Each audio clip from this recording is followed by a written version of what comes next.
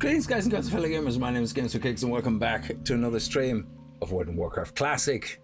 The Burning Crusade. The Burning Crusade Phase 1 rolled out on Friday, I believe, or Thursday, but the server has been an absolute disaster.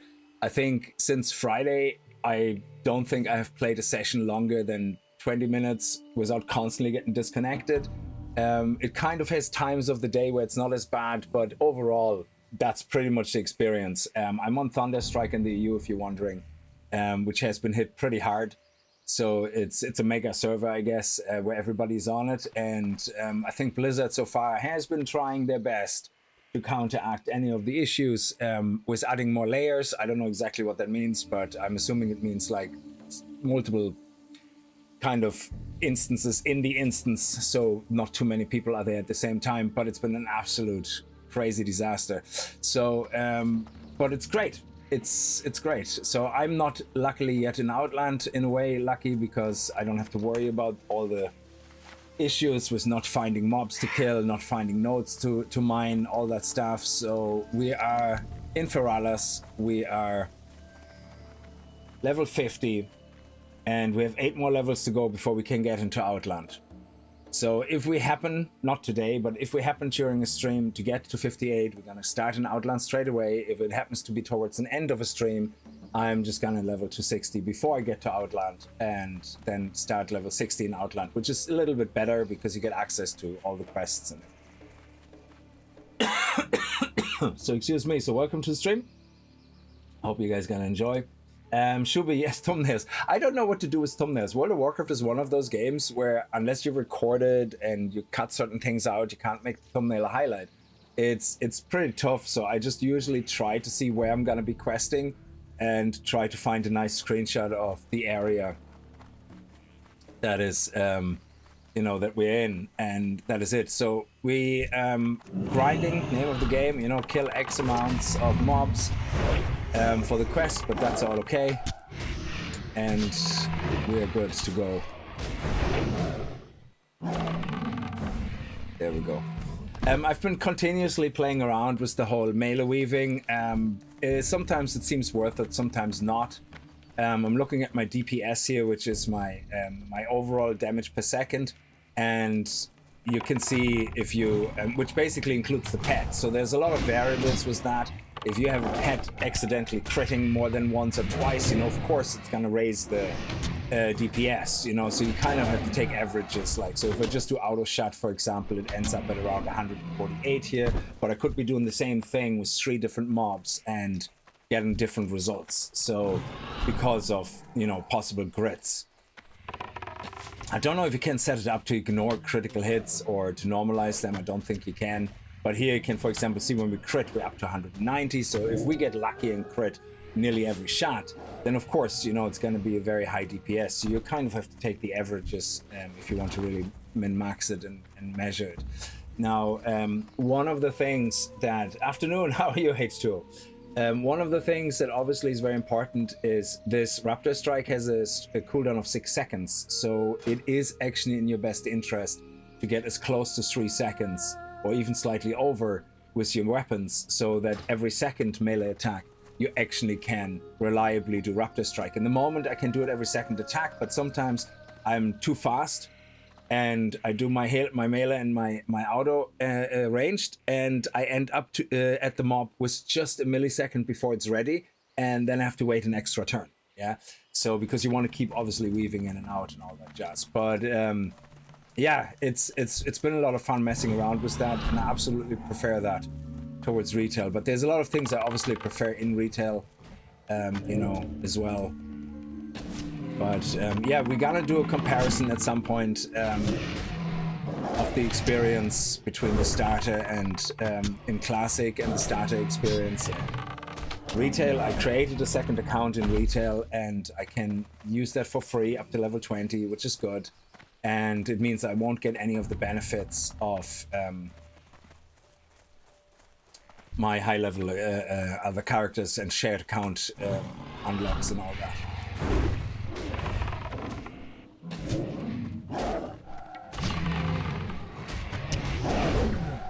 So if we do this right, we get about every second melee attack, we have it ready. See the way it's just about ready. So sometimes it's good, sometimes bad, but I found in average I usually end up higher DPS melee weaving with Raptor Strike than using Arcane Shot. Now, I'm not using the maximum Arcane Shot. If I would, yes, I would do more damage, but then every second mob I'm out of mana. That's the problem. So we're trying to keep the mana as stable as possible, and only for the oh shit moments we want to really get into it. Why do we... Oh no, I forgot to do the thing. Crap. That's why that doesn't count. I forget about that. There we go. And I have to wait 30 seconds.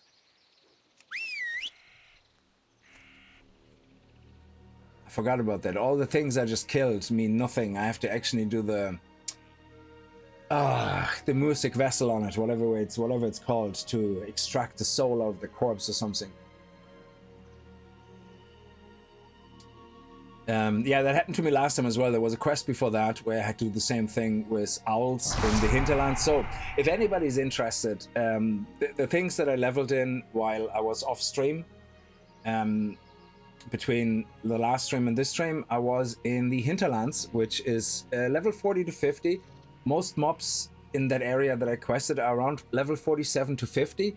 So going there at level 58 is really optimal, because you want your enemies that you fight only to be above or below you no more than 1, maximum 2 levels. Yeah.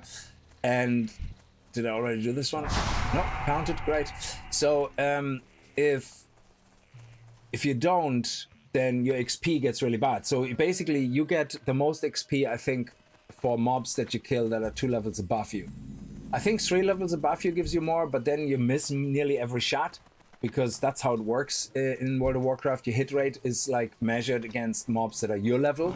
So if you have hit rate, if you fight a mob like higher than you, you start losing hit rate. And no matter what level you are, there is a 5% chance to miss on a mob, or a 5% chance for a mob to parry you. I forgot it again. So that's the base chance, and then you have to increase your hit rate to basically make sure that you don't miss on mobs your level. And you need more hit rate, obviously, the higher the level is of the enemy you're fighting.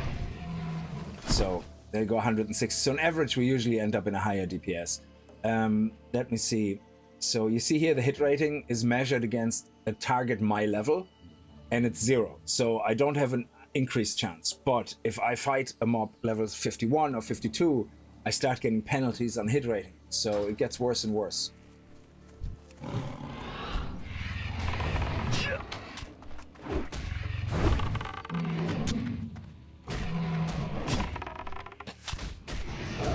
Yeah, there we go. We were too soon in, so we missed it.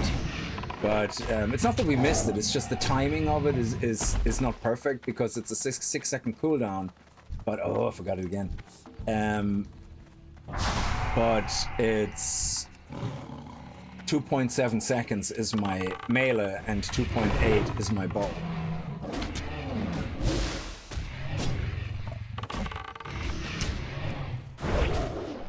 So if you have 3 second speed, you usually find that it's kind of perfect. Oh, you bastard, you stole my fucking kill. I didn't know that's possible. Oh, wait for it. I'm gonna you're gonna be in trouble now, I tell you. You steal mine, I steal yours. Yeah. How do you like them apples, you bastard? Wie du mir, so ich dir. That's how it works here in this world. Now mine is on cooldown though, so if he wants, he can do the same again to me. It's actually crazy that you can do it on any kill. I suppose, like, yeah, if people are doing it, you know, just to collect resources or something, they don't care about that quest, then yeah, that's actually great. You can just run around and do that there as well.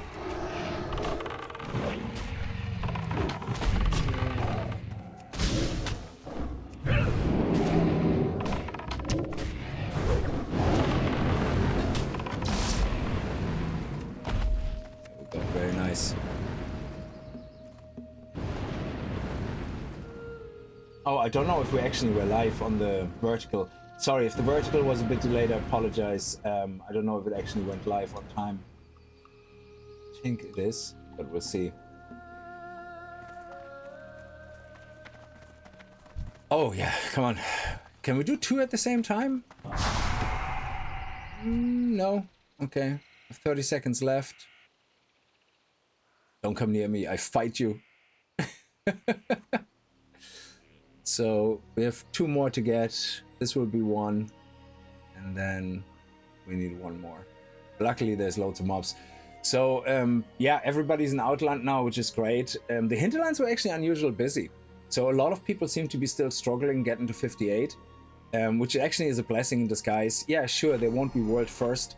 Well, take the world first with a grain of salt, yeah. So I want to know who is gonna be world first solo. Because the world first 70 that you have here is mainly achieved by, I don't know if it's possible still in TBC Classic, but the way it works is if you enter a dungeon, you all share XP. So, you know, you still get a lot of XP, but you share it. So what a lot of people did is they take the person they want to be world first, yeah, go into a dungeon, and then, I don't know, they kick the person off the party or they leave the party, and then the person that is supposed to level is then alone, but the other people are still in the dungeon. So what they do is they tag all the mobs, and because mob tagging is a thing, obviously, in TBC Classic, they tag all the mobs, which means the other people will then kill the mobs and take the aggro and do them and get nothing for it. They get no experience for it, yeah? But the person that is doing the tagging gets all the experience. So what they do is they basically speed level that person through dungeons. And I don't know if that's legal or not, because, and I don't know how the current World First 70 did it, so he could have done it differently, but I remember this story back in the days. It was Wrath of the Lich King, was it? I don't know, it was one of the expansions, and somebody did it like this, and they were about to ding. There's a video actually online, and you can see the guy being level, whatever the level cap was, 1 level below it, his XP bar full, and that next mob to kill would have given him the max level and he would have been world first, and a GM kicked him. And then they blocked his account. And they basically waited until that moment, and then they blocked his account. And they basically said, this is not how you're supposed to level. Yeah, so they wanted to make sure he doesn't get the world first. Which is crazy. So hey, how are you, Max? So Blizzard has this amazing thing when they want to ban somebody, they put you on a naughty list, basically. Yeah, I would imagine it's like that. And then they activate that naughty list at the worst possible time. So say you do something you're not supposed to do, like AFK grinding in PvP, yeah? So you join, you know, Alterac Valley or something, and you just sit on your ass, move a little bit left or right, but do fuck all, and you're just basically grinding honor, you know, while other people are doing the killing. And they usually can report you AFK or something, but if you look like you're doing something, you're just not really, you're watching Netflix and run around in circles, then that is really frowned upon. Yeah? And if GMs find out that you're doing it, they put you on a list. And hi, where you're from? I'm in Ireland, myself, Max. How are you? Where are you hailing from yourself? And then you see all the Reddit posts literally at the push of phase 1. Oh, phase 1 came out, my account is banned. So they literally wait for the worst possible moment, yeah, where you want to reap the most benefits from what you're doing that you shouldn't be doing, and then they ban you, yeah, for like a week or a month, depending on, you know, how severe your not cheating, exploitation was, yeah. And I think that's absolutely hilarious. So, do we have to go here? Let me see. Where is that? Oh, it's down here? Oh, okay, we're heading to the beach. That's interesting. Okay. I mean, it isn't illegal per se, but definitely exploit. Yeah, it is. And Blizzard has that thing, they're saying, I used exploits before I knew they were exploits, yeah? Now, obviously, some things are obvious, yeah? If you have, like, say, a very expensive item in your bag and you do some trickery and you end up with 2, that's an exploit. If you do it by accident once, and then you go, what happened? Yeah, you might get away with doing it a second time, but then you better stop, because if they find out you're doing it, I'm sure they have AI, you know, code. Even before AI, they have code that checks certain, you know, occurrences. You want to watch your back, yeah, because they're saying exploits cannot always be fixed. That's the way it is. But if something is an exploit and they don't care if you think it's not, if like common sense, use common sense. If it's an exploit, don't do it, you know. Now, I have been using some things that could be seen as exploitative, but they wouldn't be really punishable, and that's more to do with you're using a macro to do like a stop attack, start attack, to basically get around an animation or something. So sometimes you have an animation which slows down the next attack. So if you have a macro on your attack button that does things like stop attack, start attack, you usually get around an issue. And with the Hunter weaving macro, that's happening a lot as well. You can do that. What is that? Ooh, we need to do the fishing as well to get our fishing leveled up for Outland. Ukraine, you're from the Ukraine. I hope you're doing well. Well, you know what I mean. You have time to you can say hi on YouTube. That's a good thing.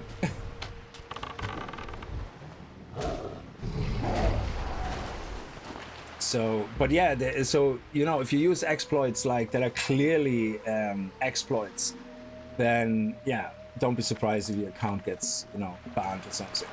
I also finished the fishing quest in the Hinterlands, by the way. So if you are not aware of it, it gives you a fishing bow as a reward. That is the Nat Pagel Extreme Angler Fishing Bow, which actually does 38.8 damage per second. It's actually a 200 that I should probably level up. And it has plus 25 fishing, which is crazy. So putting a plus 75 fishing line on it means you have plus 100 fishing.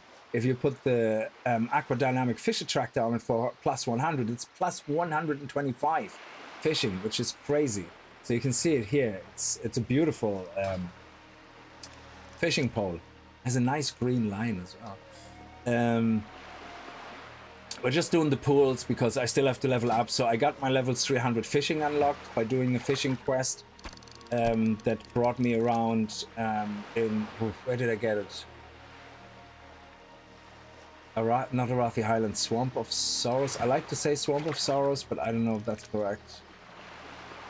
Anyway, it's a fishing quest, and then you have to go fish certain fish in different zones and bring them back, and as a reward you get a level up to level 300 artisan fishing unlocked. That's what that is. So fishing is now 300 up to 300, and which means you need 300 at least plus a fishing attractor to not lose any fish in Outland when you start. So that's why I'm leveling that up as well. There can be a lot of good money in it, gold in it, fishing. You're a new player in WoW, very hard game for new.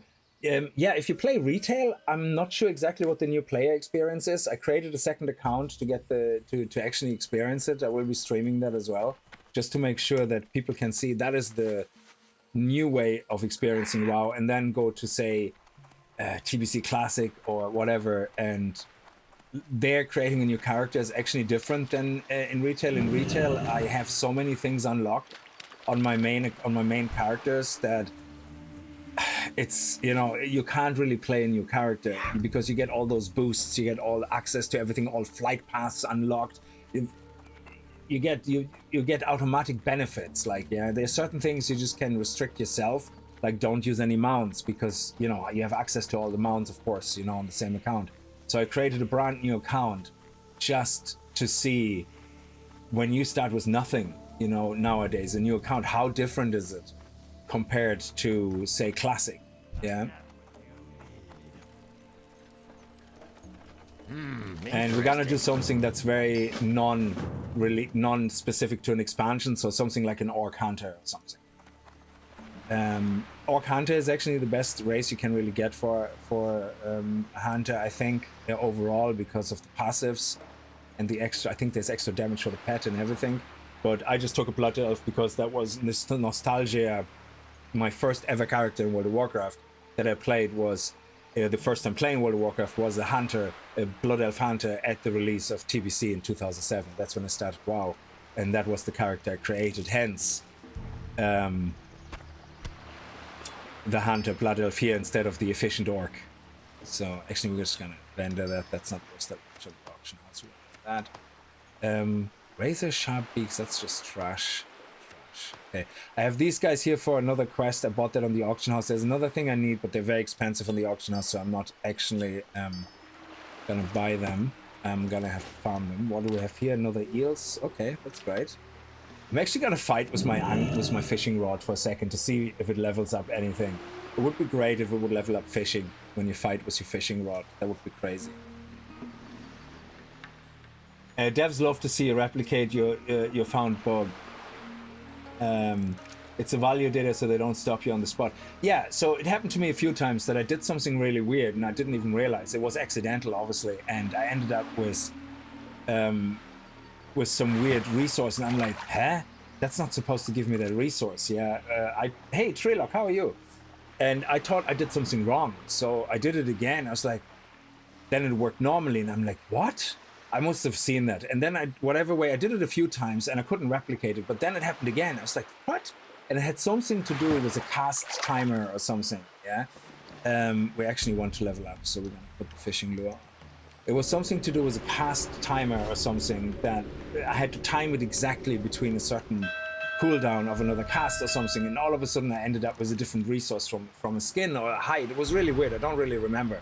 It was back in Wrath of the Lich King. And I did it another 2 times, and I was like, yeah, that's not normal. Now, I wasn't afraid to get busted. It was just that the hide I got was like worth 100 gold or something compared to the 10 gold or whatever, or 5 gold you would usually get. So I was like, okay, you know, that felt cheap, you know, so I just didn't want to do it myself.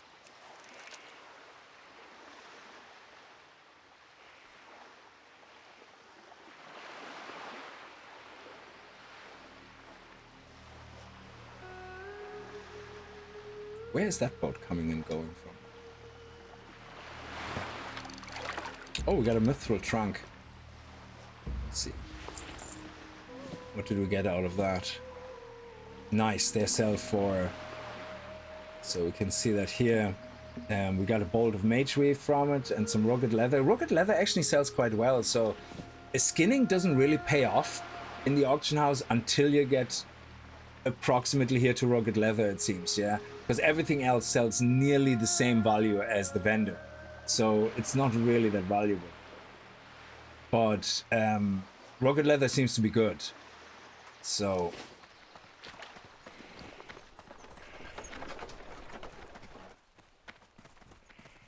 I'm gonna actually do that now. What do I have to do? Miniaturize residue. Okay, where's that quest? Where do I have to go? Is that? It's on the island, isn't it? No, it's on the beach.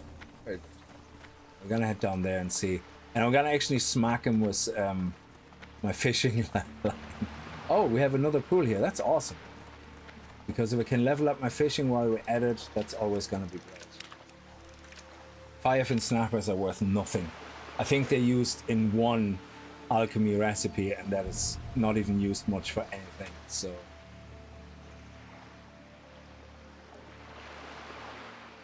Ireland, what beautiful country I see on YouTube. Ireland, yeah, it's very nice. But Ireland city center is just the same problems as everywhere else. So it can be nice, can be bad, you know. But in general, Ireland has a lot of beautiful countryside, yeah. That's true. I think you need nearly 5 casts at this stage. Yes, Sergey, I'm in Ireland, yes. Oh, you're in Ireland as well, great.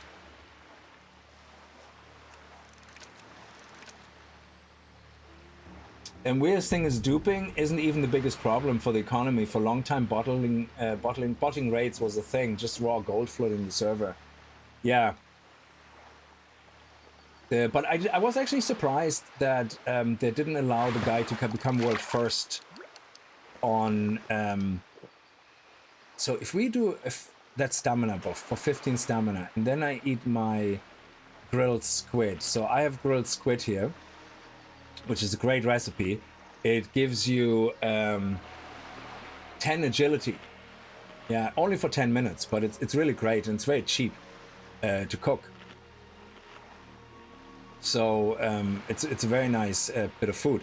But I wonder, does it? Yeah, it replaces it. Okay, so you can only have one of those buffs because you also have a thing here in WoW called elixirs. You can have a battle elixir and a guardian elixir. So my current buff still has the guardian elixir active. The best one I could find was just intellect. There is better ones, but they're hugely expensive. Yeah, and the cheapest one is Winterwall Firewater. It increases your attack power by 35, and it grows you and your pussycat, I think. So let's see actually if we activate it. Grew me, not as much my pussycat. Okay, there is another one of giant growth or something, and that makes your head really big as well. It's pretty cool.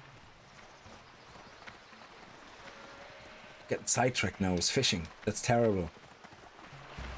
Might as well. And then we're gonna go and kill some mobs. So zapped giants. What do we have to do? We have to absorb an ultra shrinker, zap Feralas giant into a manageable form. Okay.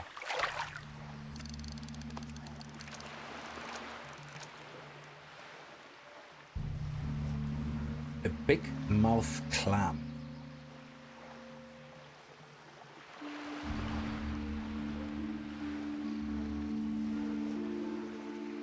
Oh, it went up here. That's why I couldn't find it.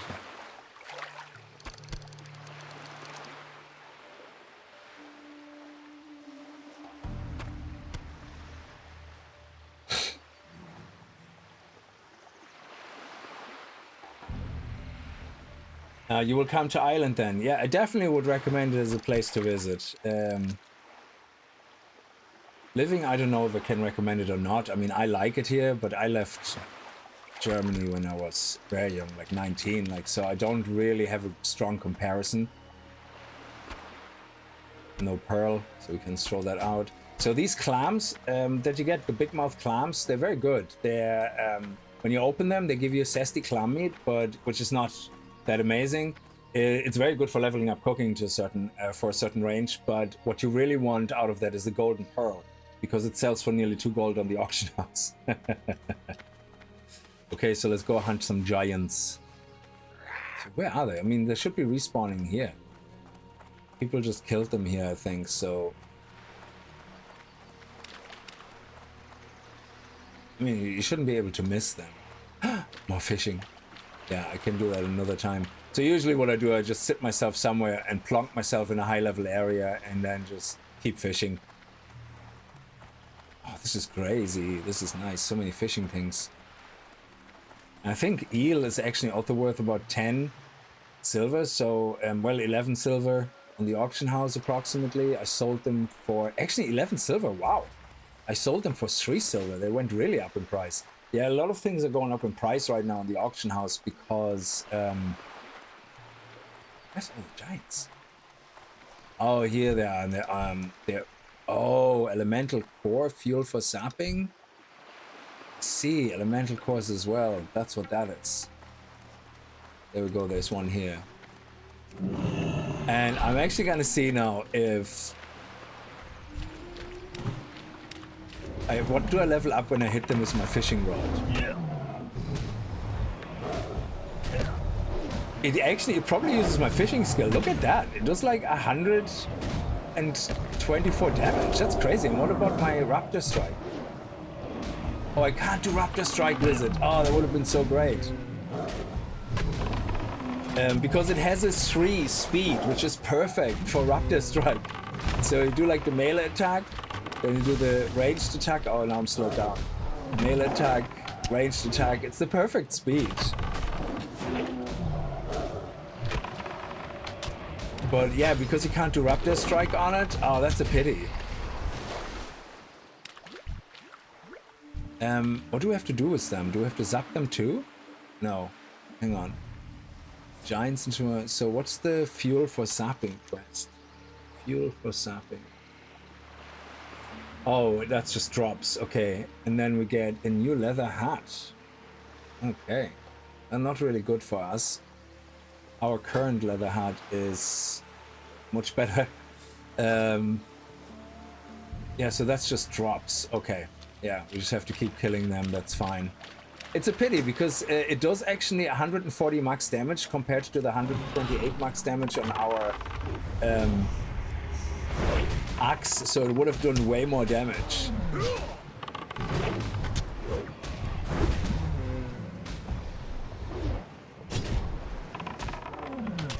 There we go, nice.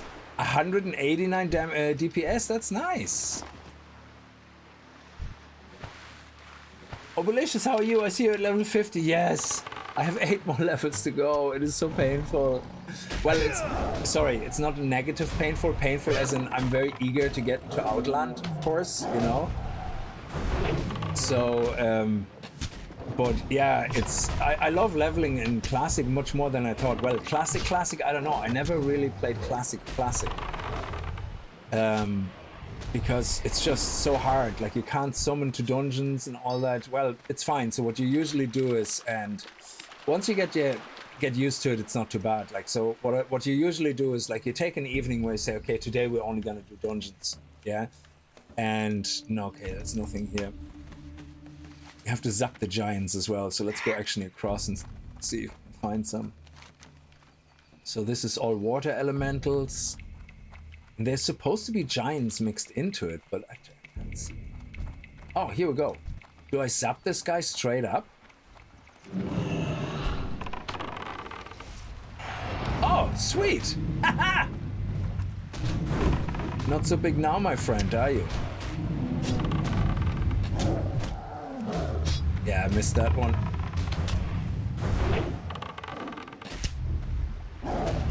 There we go. Nice. Quick. Yeah.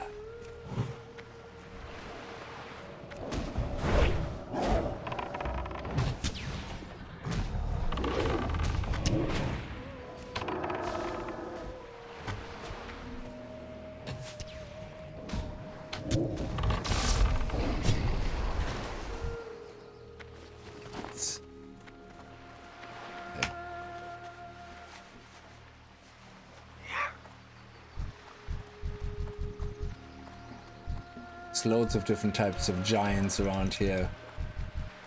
For an army of giants, you barely can see any.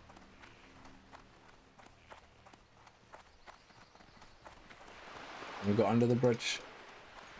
Nope. How are you doing? Had you any chance? Oh no, I didn't. I was going to check it out this weekend, but I had poker last night, and and in the afternoon I was trying to get to level 50. And I got up early today as well, just to grind, and that's how I got to 50 early this morning. So I didn't really have a lot of time in general. Otherwise, I was going to spend 2 hours on Menace. I heard it's really good, so I want to kind of get into it, all right. But in the moment, I just have to grind. Every minute I have, I just have to grind in WoW to get to level 58. Because Classic is a lot more grindier than Retail, of course. Retail is more about the end game. But even the atonements and all that, I love those grinds, yeah. I know atonement grinds are slow and boring. You just have to grind for items, hunt them in, you know, or whatever. Sometimes you have to do like a quest through multiple dungeons, if I remember correctly, or something to get attuned. But it's fun, like, you know, that is like a meaningful kind of grind.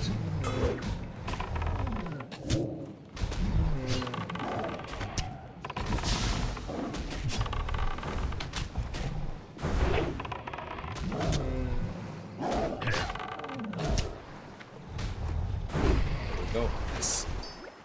Another core.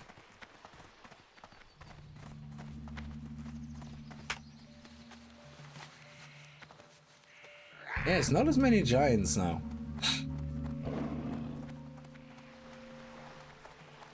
Suppose people are still killing them. There's loads of people still leveling up. There's screenshots on Reddit of the portal area or on Thunderstrike. Holy shit. There's so many people, it's crazy. You can't even render everything in like without lagging. It's unbelievably busy.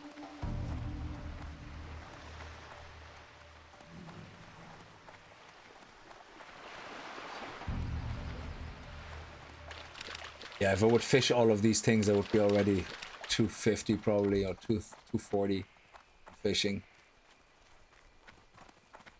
Oh, I'm enjoying the grind because it's a different type of grind, you know? It's, yeah, I know the quests are always going to be the same. Kill X mobs, yeah, sure, you know. But I think it serves good in testing your rotation out, you know. That you have a mana efficient rotation compared to a high DPS rotation.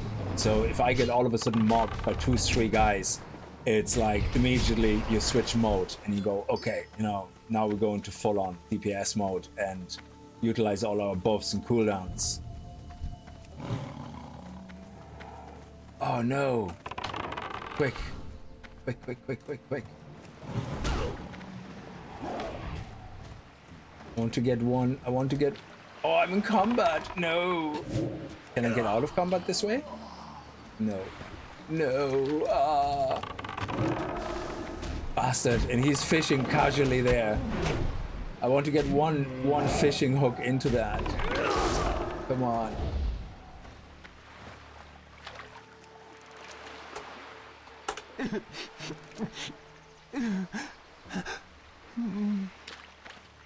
That was sad. It didn't work. I was too late.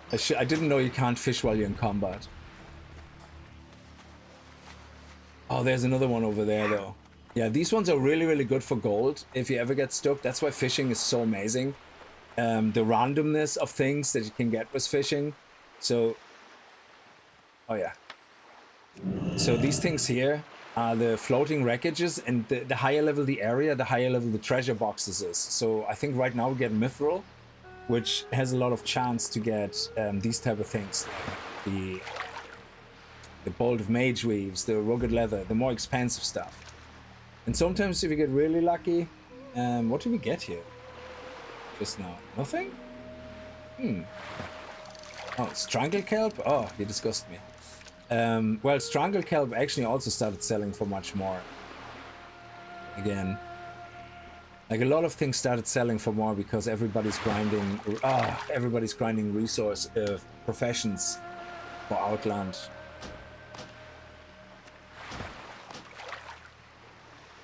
Oh, damn it! I should put my fishing hook in. Oh, there's a giant. Is it? No, it's a crab. Okay.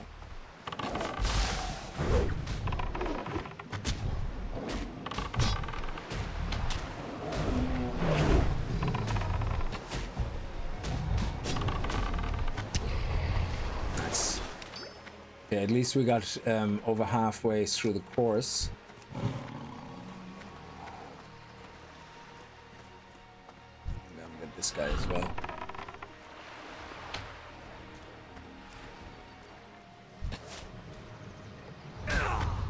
Ooh, the trap didn't hold. Okay.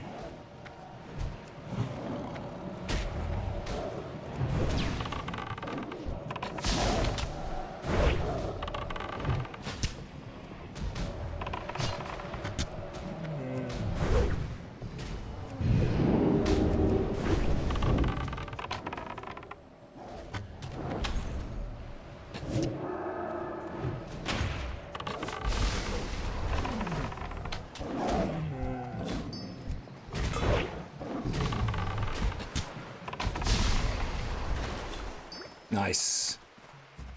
I love when you get drops in a row on a low, like they're not probably that low, like 70% maybe or something, but still getting drops in a row is always satisfying.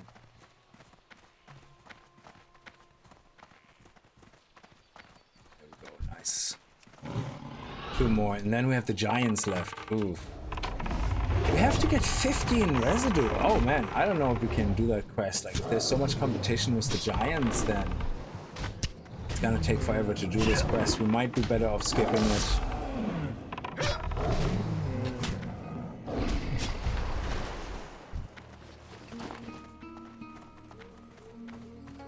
Just 1 second.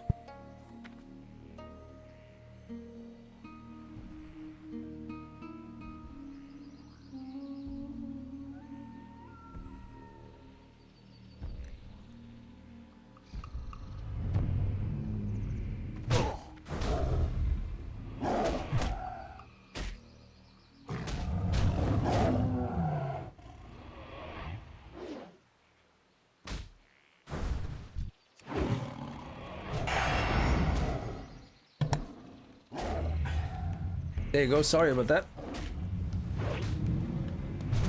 You only managed to get to level 16, I think. Yeah, I started with the pre-patch. I started, I think, 2 days after the pre-patch. And I thought I'm going to get to level 60 easy. And then, of course, I got sidetracked, Overlicious. You know me. I get sidetracked with... I did only 1 residue per giant. Wow. I got sidetracked creating alts because I was like, oh, I wonder how it plays a classic rogue. How does a classic... this play and that play, and you know, the usual. So that's the problem.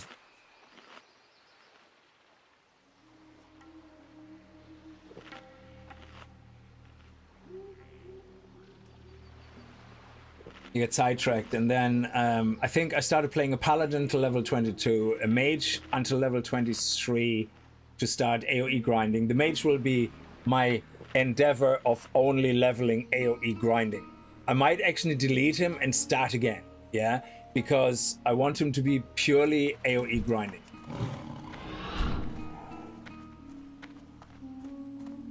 He's mine.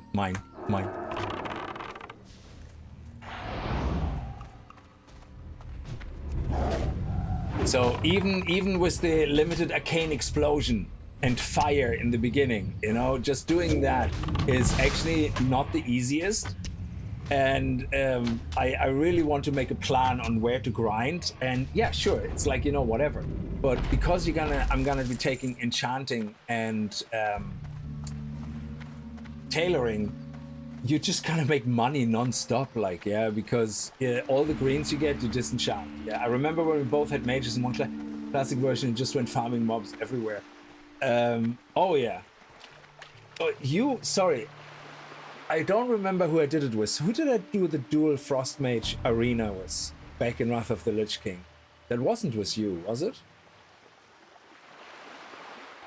I just remember being 2 Frost Mages doing in Wrath of the Lich King, getting into arena, and whoever I did it with, we did actually amazingly well, and we knew 2 Frost Mages weren't at all really good combo ever.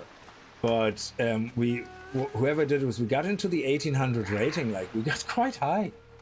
It was amazing. We got really into PvP, into arena at the time.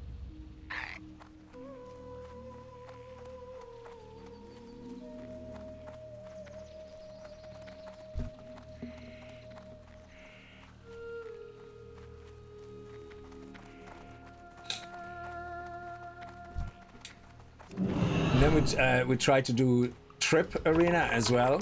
There was another guy I always played with. I think his character name was Bagash, and I forgot his class now, but he was also the other online guy I always ended up playing with. And I think he ended up then with family and all, with some baby and all that, so he couldn't really play as much anymore. You know, that's why I had to stop as well for a long time. You know, World of Warcraft and all that in general. It's just, it is what it is, you know. But yeah, I think he stopped playing WoW then as well, or at least for a long time. I don't know if he plays again these days. It wasn't you, yeah. You were always a priest in PvP. Okay. But yeah, I love the Frost Mage. Actually, dual Frost Mage leveling AoE is absolutely the bomb. The only downside is that you get only half the EXP, half the XP. So you only really want to do it in the beginning before you're level 22. The reason 22 is obviously the cutoff is because at level 22, I think, or level 23, I think, you get Blizzard. And you get Blizzard at level 20, but at level 23 then, yes, that's it. At level 20 you get Blizzard, but you need the 3 points in your skill tree on Blizzard, yeah. To basically, I think every point you spend, it slows down the enemies, and the chill effect is harder and harder on Blizzard, and it can, with 3 points, it slows the enemies down by 75%. And if you don't have that, they come closer to you faster, and you can't utilize the full full Blizzard cast, because it's like a 2 second, what is it, like a 4 second, 5 second thing. And if you can't do the full one, you obviously lose out on damage. But before that, you kind of have to waste a lot of mana on multiple blizzards that you shouldn't have to cast or execute. So it's a bit tougher. So at level 23 is really when you are fully set up to start your AoE grinding adventure. But you can do it before, of course.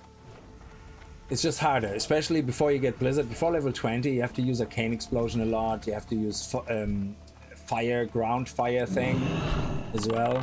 Oh, give me that bad boy. Give me that bad boy. Come on.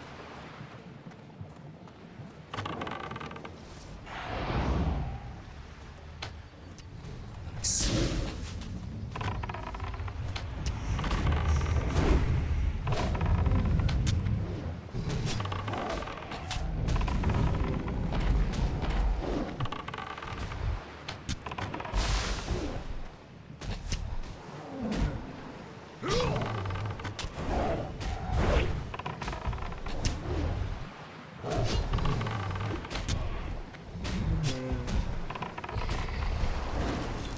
There we go. That's the last one. Oh, what was that? A globe? The globe of water. That's 12 silver. We can sell that on the auction house as well. Very nice. Mageweave cloth. So much money to be made in that. And that's what I mean. Mageweave cloth, a stack will sell for about 4 gold right now. Yeah. And it's also part of a quest. Like there's a chain of quests which you can do. So if you're leveling up in your character, if you're new to World of Warcraft, yeah, make sure you keep at least 60 wool cloth, 60 silk, and 60 mageweave cloth. Yeah, and then they're very cheap. You have enough gold. When you get to level 40, you unlock the mageweave cloth quest, and it's all the same NPC. So in the beginning, he only has wool. Then when you get to level 20, I think, or 30, it's silk unlocks, and then at level 40, you unlock the mageweave quest. And 60 of each will basically complete quests where you have to give him 60 of each. Now, wool cloth is very expensive to buy. You're better off keeping it. And each NPC in each city, so in each major city, you have an NPC. In Orgrimmar, you have 2. One for the Droll faction, and one Darkspear's Drolls, and one for Orgrimmar, reputation.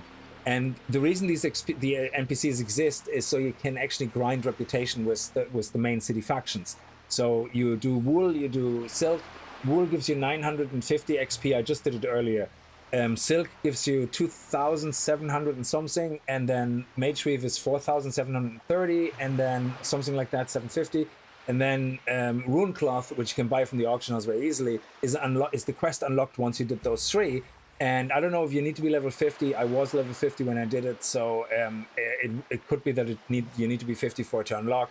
And then you do that, and that gives you 9,500 and something XP. So if you do all of them together, that's like over 17,000 experience, which if you do it for every capital faction, that's 5 times. That is over 87,000 experience. And you get 350 rep for each turn-in, for each of those quests. Rune Cloth, in the end, after you did it, it becomes a repeatable quest. So you can hand in infinitively 60 Rune Cloth, for 75 rep. You get 350 at first, but then it's 75 for each consecutive hand-in, but you don't get any more experience. That's a one-off. So it's definitely a really nice boost to your XP if you do it while you're leveling. So when you get to the areas where you get the cloth, keep 60, go to any of the city factions. I think the wool, silk, and cloth, you can pretty much do in any order once they're unlocked. You can pick which one to do. So, which means you can, if you are near Under City, for example, but you have done the wool in Silver Moon, you can just do the silk in Under City. It doesn't matter. No, it just then becomes the one quest completed, but you can do it in any order. It doesn't matter. Rune Cloth is the only one that you need to complete all the other ones first before it unlocks. So that's a very good thing, especially for new players. And otherwise, money-wise, definitely, get all the Rune Cloth you can get. Loads of gold to be made on that, selling that to the auction house. And Mageweave Cloth is an absolute killer as well. Silk Cloth, not as much at all. Rune Cloth, also very little money to be made. It's actually, they sell, you might as well sell them. I just Silk Cloth and Rune Cloth, I think you can trash pretty much on to the vendor. It's the same money. I know for silk it is most of the time, but rune cloth I think is pretty close to have the vendor price on the auction house. There's just so much you get. So come on, there we go, there it is, beautiful. Now all we have left is the Gigantors. We only have 4 out of 15.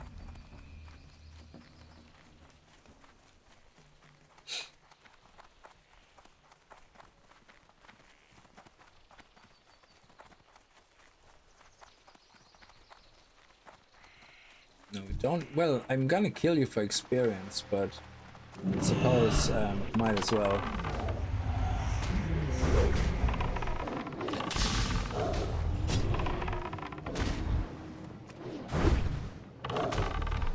I don't know how they managed to dodge from behind. That's something I will never understand.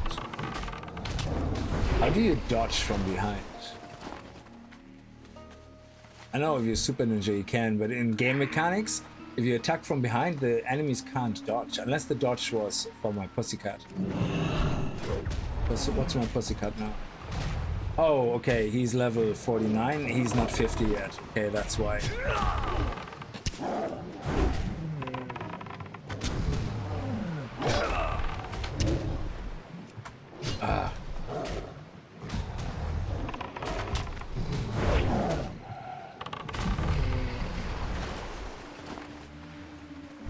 Oh, okay, here we go. Out of range. Yeah, beautiful.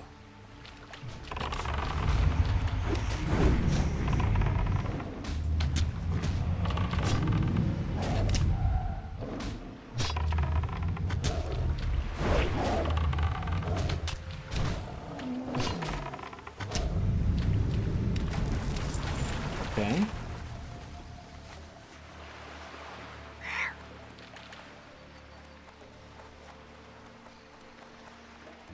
Feed my body here. We might as well hunt in the other quest already.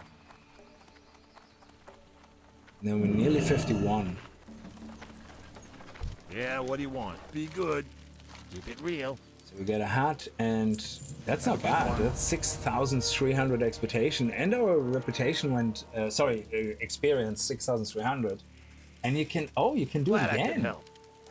Okay, collect 6 water elemental cores from the sea elementals and sea sprays along the Forgotten Coast. Alright, I'm assuming it's for reputation grind because it says here you get 350 reputation for the Steam Wheel Cartel, so I'm assuming this quest here will give you 75 reputation with each consecutive hand-in. Elemental water, that's very good as well. Yeah, all the elemental stuff can be quite lucrative. Elemental earth is not worth a lot, but elemental water and fire and all of these are usually worth quite a lot.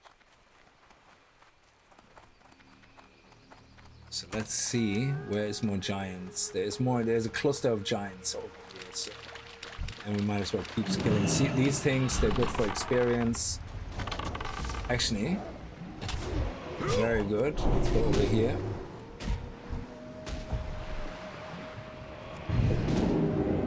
Let's make sure we get the aggro on all of these guys.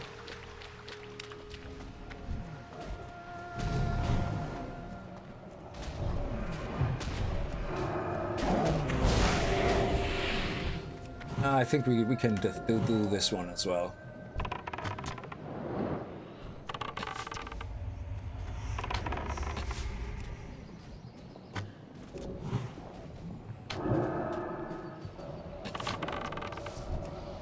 Oh yes, Pussycat leveled up, baby. That's a free heal right there.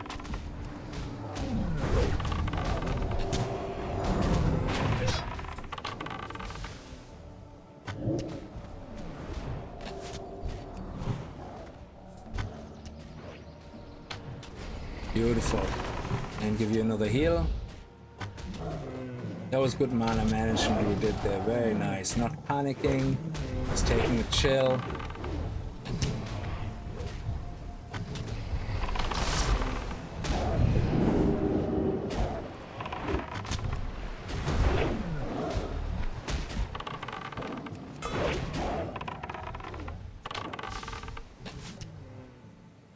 And one more heal on the Pussycat. There we go.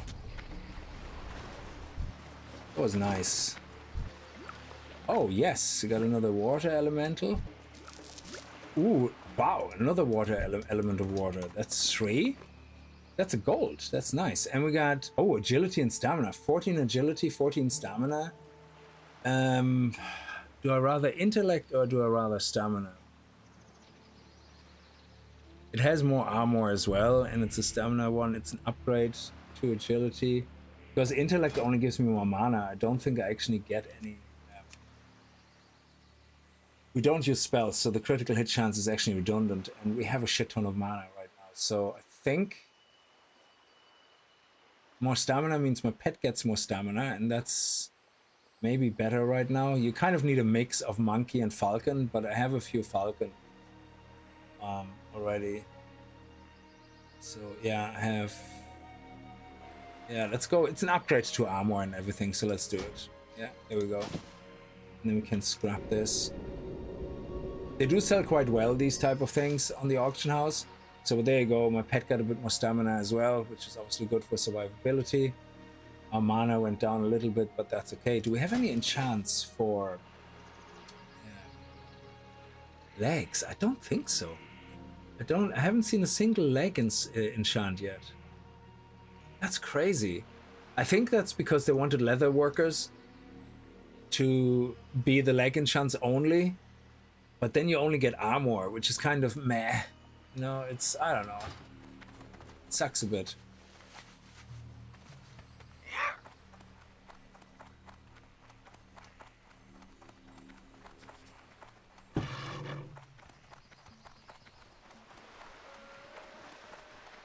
Okay, he was just here, so we might have to wait for a respawn here on the giants. There's only one possible giant spawn here.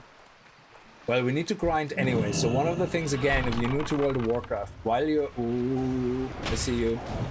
While you are leveling, if you only do the quests, even if you get a very efficient quest add-on or something, yeah, if you only do the quests, the problem you're gonna have is that you will always find that you either just short a couple of sections to level up to the next level where you actually get access to a quest. You will find that a lot of times you get to areas then where the quest marker is grayed out because you're not high level enough. Yeah.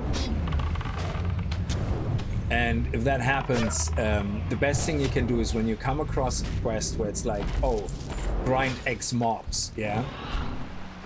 If you're actually like close to leveling, always grind 1 or 2 pips extra on the mobs, yeah? Sorry, when I say pips, I mean these segments that you have here at the bottom, you know? Always try to kill more mobs than you need for the quest, just to keep a pace up. And if you do that with every kind of quest that you like kill like nearly twice as many as you need, you know, once you have all the X drops, you just keep killing another 10, 12 of them before you move on, you will find you level much more efficient because you're gonna level up before you get to the new zone, being high level enough to actually do the zone and not having to then go back or find other ways of leveling, because that's the problem I had with my hunter. I didn't do that. I was trying to just do the quests, and I ended up going to Hillsprut, foothills and everything, and I ended up with serious level issues, like where I just was under-leveled for everything. And then I had to do shitty, stupid, boring quests in Stoneheart, I think, Stoneheart Mountain, which is a very boring area to level in. Oh, okay. Here we go. Get the next one. Come on, you can do it. Look at him run. Does he have actually a buff on him or something? Will it time out again? Doesn't look like it. Okay. Oh, there's a cooldown. Oh, shit. Didn't know there was a cooldown on this. Okay. I have to keep my pet alive then, hopefully. Oh, okay. Pet, come here. Come here. Come here to me. Let me heal you. We have 4 more seconds. 3, 2, 1. There we go. Whew. Okay, good. Oh, I have no more mana left for heals. Oh, crap. Okay. Now we have to kite. Now we have to kite. Okay, good.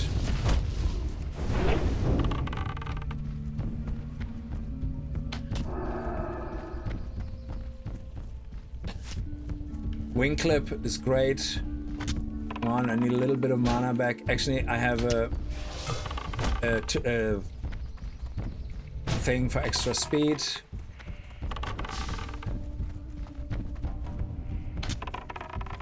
Oh, nice.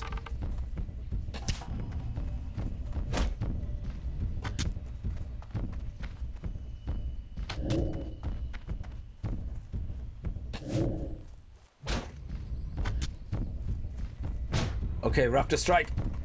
Boom, baby, in the face. Oh, I love it. I love being a hunter in this game. It's just so sexy.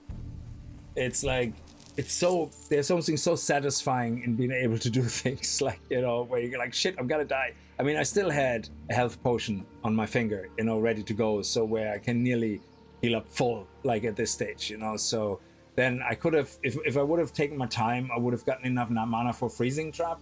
I could have trapped him for up to up to 15 seconds, which gives me time to do a runecloth bandage. Yeah, so I had plenty of healing potential still, you know, to give myself more time. So this one here is a trinket that I got through a quest reward called a nifty stopwatch, and it gives you increased run speed by 40% for 10 seconds. And this one I found in a cave in the Swamp of Sorrows, I think.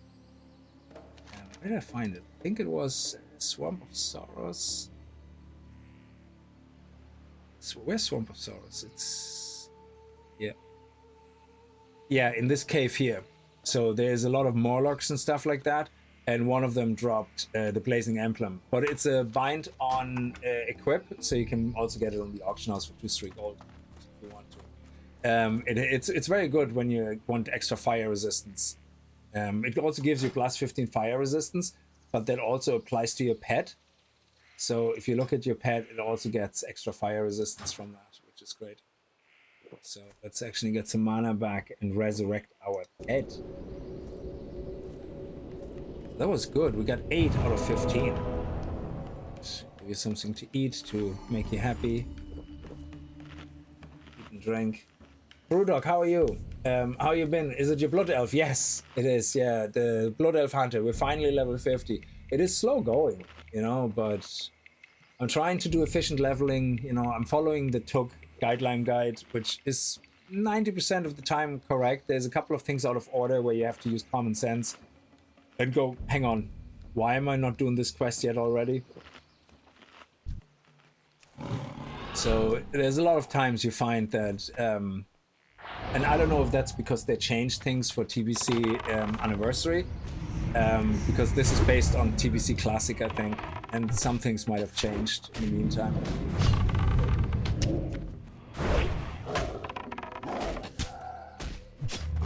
Because I know they did a lot of quality of life changes, alright. I think if we stay here, we should hopefully get the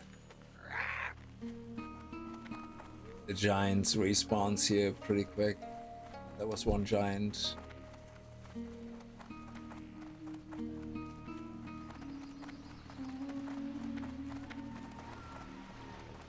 And these guys can drop elemental water, so we might actually stay here grinding these guys.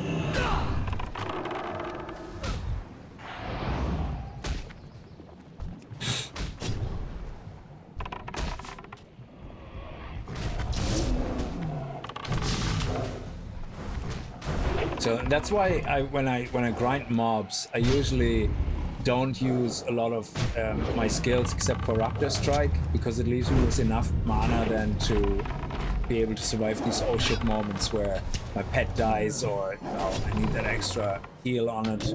Because it's 100 mana for heal, I think, at this stage, 132 mana. So I want to make sure.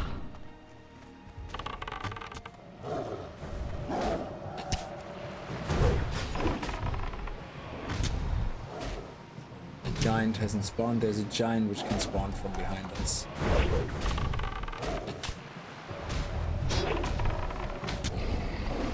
Go.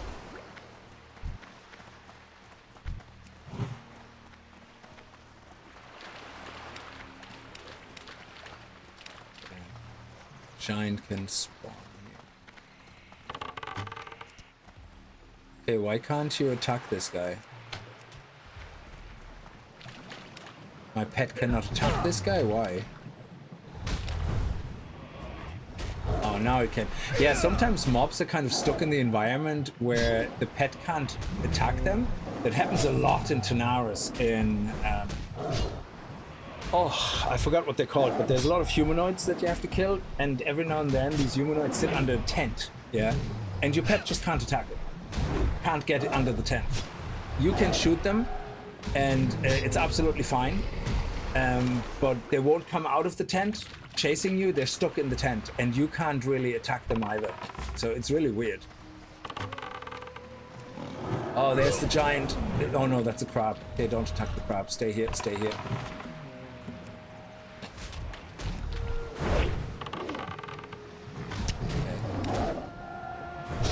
Okay, come, follow me. Let's drag him over here to see if we have spawn. Well, might as well get this guy.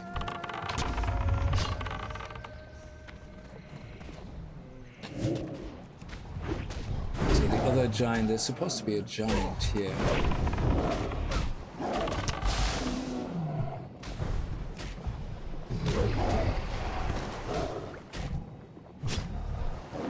Enchanted water, does that sell for anything? Restore mana over 27 things while drinking. Oh, look at that. It's actually not bad. We're selling it, but yeah.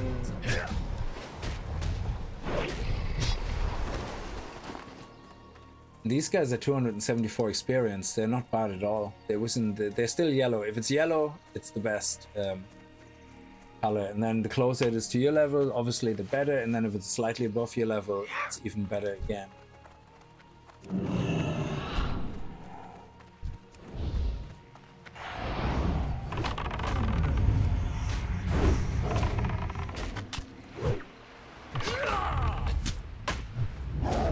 So I think the other one surely must be spawning there now in a second. So this one was 274 experience as well. Fair enough. So even though he's an elite, because we kill him at level 49 non-elite, we only get the same experience as it.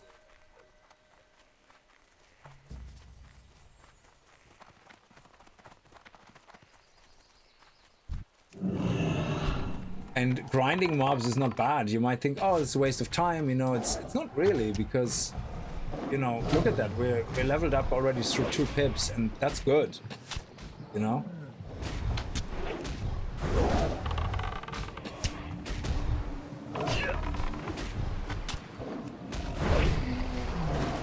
And if we get lucky with some of these drops here, you can see we already got 3 elemental water. That's just over gold.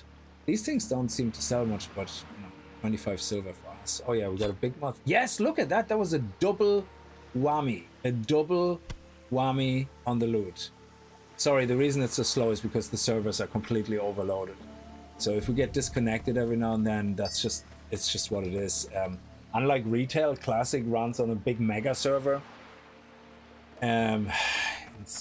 The architecture is just not able for it. There you go, look at that, nice. Ah, come on, stop it.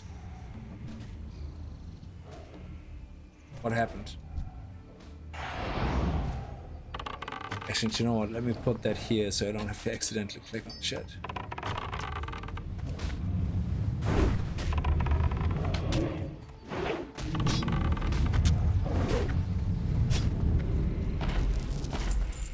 Nice, 3 more.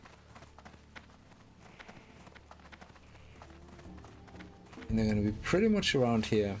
So that was very lucky. We opened one of those clams, and like I said earlier, they come with pearls. And this one, we got this pearl here, currently 1.4 gold. And this one here doesn't sell for much. Well, it usually doesn't sell for much. As you can see, my previous prices on selling it is like up to 17 silver, but they currently sell for 50 silver on the auction house. So again, I think it's mainly that people leveling up aggressively professions pre-Outland to get enough experience for Outland.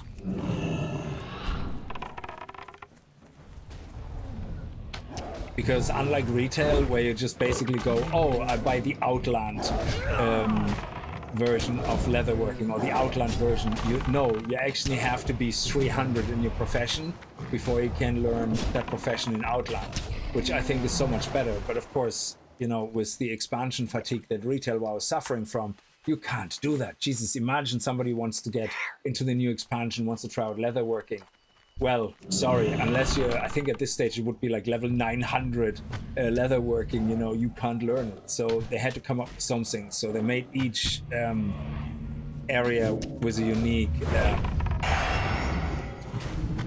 experience bar, yeah, which kind of solved the problem, but I think it's also very boring, yeah, because it removes a lot of commitment, yeah. So if you want to be a leatherworker in the latest expansion, yeah, it sucks, but if you're not, if you never have been a leatherworker, then why do you expect to be able to do straight away all the latest expansion stuff? I think there should be a mix where some recipes you only can access if you have been leatherworking, leveling up from the start, and some recipes, like the generic ones up to some high level generic ones, you can do, you know, when you learn it. But I think it kind of defeats a lot of the purpose of, you know, being in a profession since the start of your character or something. There's no reward for it. So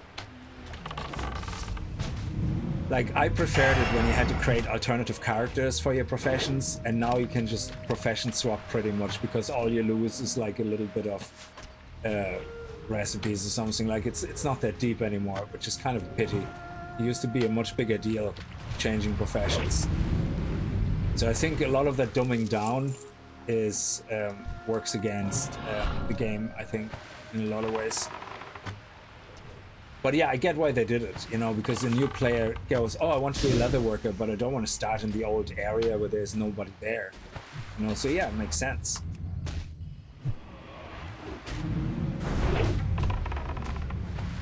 Oh, I forgot to do that, yeah. There we go, that's the last one. Beautiful, look at that. That was nice. Level 48, you're still yellow, giving me good XP.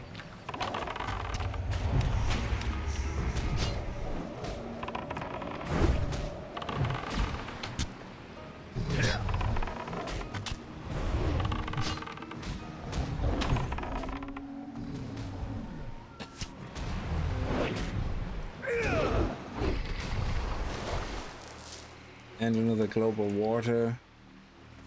Yeah, it's not too bad.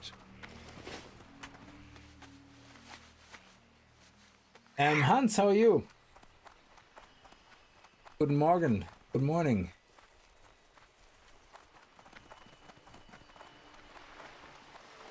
Let's do this one. Why not? See if we get another level or two. Maybe we get lucky and we get another mithril trunk, even though they're mainly coming from the shipwrecks, from the wreckages. Floating wrecks. Yeah, there you go, 228. I have to get to 300, obviously, before Outland, so I can do that between streams, but... oh yeah, I forgot. I wanted to... Even though I'm at 228, and I have a plus 25 on my fishing pole, I think you have to be 300... Is it 300 or 275? I think it's 275 to get a 100% success chance in these pools. Because otherwise you have like a 10% chance for not getting a fish, and if you don't get the fish, it counts as a turn on the pool. So if the pool allows you to have, say, for example, 6 casts, even if you fail them, it counts as one of the casts. So yeah, and you don't get a level, you don't get chance to level up if the cast doesn't bring back a successful, if it wasn't a successful cast. So you can see here we got 2 more after we level up last. So I think it's up to 5 casts now before we level up. And the gap becomes bigger and bigger the higher level you are. So it doesn't matter where you fish, it's more that the higher level you are, the bigger the gap becomes. So you have to catch like more and more fish per level, which makes sense. It's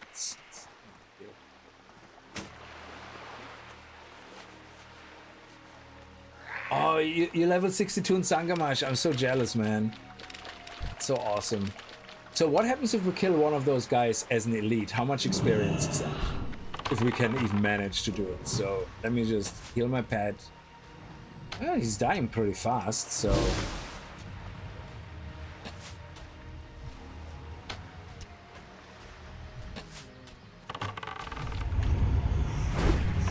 he's not hitting too hard. So I wonder, do we get more or less experience, or are they just fake elites, really?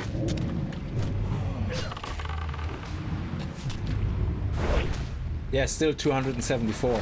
So the experience you get still counts like they're a non-elite level 49. That's interesting. So they are special giants, I guess. Okay, let's hand in the quest. So at level 50 now I also have the beast within. And now we're gonna finish this one. Oh, yeah, get these guys in the way. Absolutely.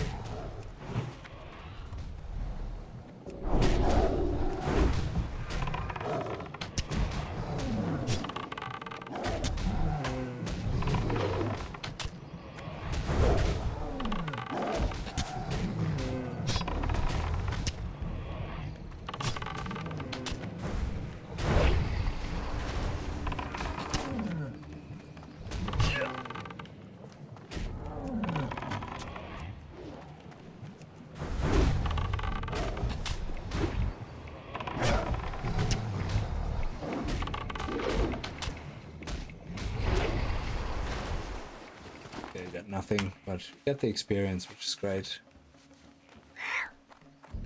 So you see, he was 48, so we only got 253 experience. The level 49 one was 274 experience. If they're green, it's not worth it, really, unless you have loads there that you can kind of kill very quickly.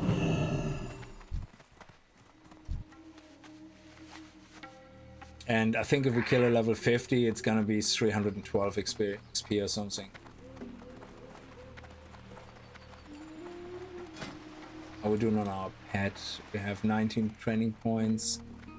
Could teach avoidance, less AoE damage, but I don't really think I need it right now. We're waiting for more natural armor, the next level, I guess.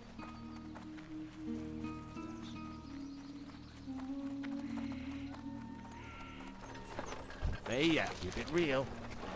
Okay, we get a sword, agility and stamina, nice. So now these guys are repeatable quests. Does that mean we keep the zapper? We do, we keep the zapper, that's crazy. So, wow, okay. And he has, I didn't, ooh, look at that. So if you are a engineer, you can get the snake burst firework from here. And it binds when it's picked up. So you can't buy it and sell it on the auction house, which is nice. That's pretty sweet. Be good. Okay, let's see, what do we have here? That was just a zesty clam. Yeah, so we're gonna sell. Time is money, friend. Clams. We're gonna sell. Let's see these guys here. Oh, that hat. Yeah, that's not. Yeah, we would lose the agility. Is it 12 agility? Yeah, I don't want to lose the 12 agility. That's much more important. So we're gonna scrap that hat. Though it looks pretty fancy, it's pretty much the hat we have, except in a brighter color. I'm gonna sell the enchanted water. Go. And that's a one-handed sword. Looks pretty nice as well. But I have no use for it, so we're gonna disenchant that for greater essence. Nice. Greater essence is always worth a good chunk of money. Let me just pop that in here.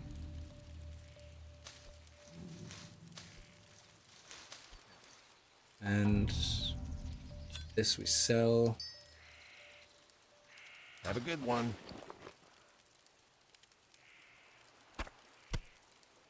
Okay, and then here we have a little bit more room for more major healing potions, so we can buy another 5, 6, 10. So where do we have 5, 6, 7, 1, 15? That's 8 more. So we buy 8 more of those next time we get to the auction house. And this one's all full. Got the best deals anywhere. It's so slow selling things and buying things. The servers are so overloaded. It's crazy. come on. Thank you. Glad I could help. Why does he have a yellow quest marker? Yo. These are all Be repeatable. good. You don't Hurry need to back. do them. Okay. Let's Hearthstone back.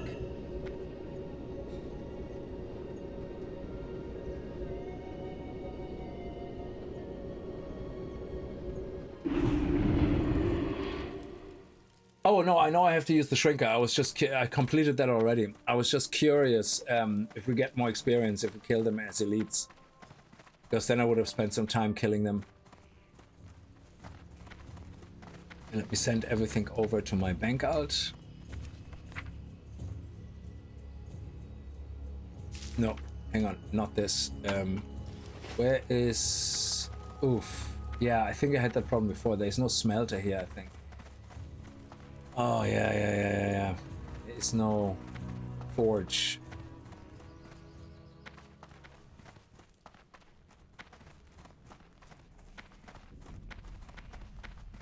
Because we still have mithril at green for smelting.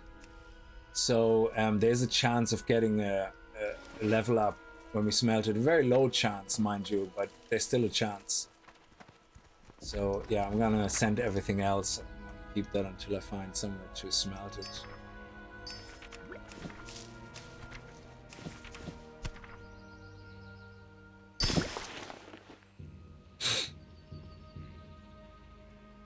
Come on. Oh. Oh yeah, and we sell this one as well to the vendor.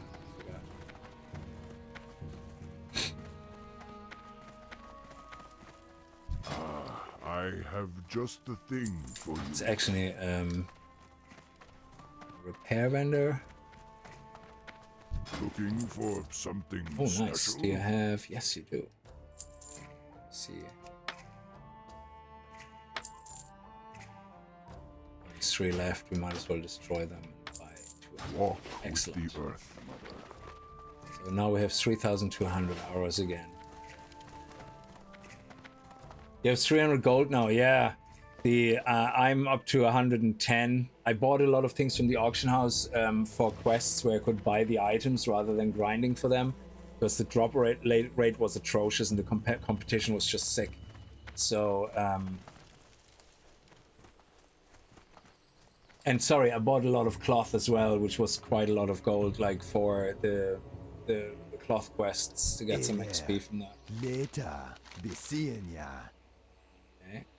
Okie dokie. Now we get the Fiery Dragon Musk, whatever it's called, so we have to do the same again. You know, where we use the drum on the corpse of the Fiery Dragon. This time I try to remember it. Yeah, so this one here is now something I have in my inventory. Okay. Suppose if I want to grind rap with the Steam Wheel Cartel, that's one way of doing it. I also need to refresh my food. Yeah, I need meat because my tiger eats meat.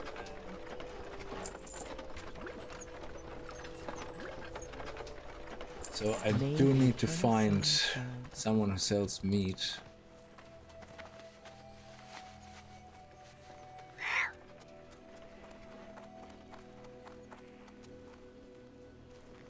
Peace, friend. May the eternal sun shine. How may I aid you? We accept that. And we accept that. Goodbye. Off we go doing the dragon, Fiery Dragon thing. We're nearly level 51, so that wasn't too bad.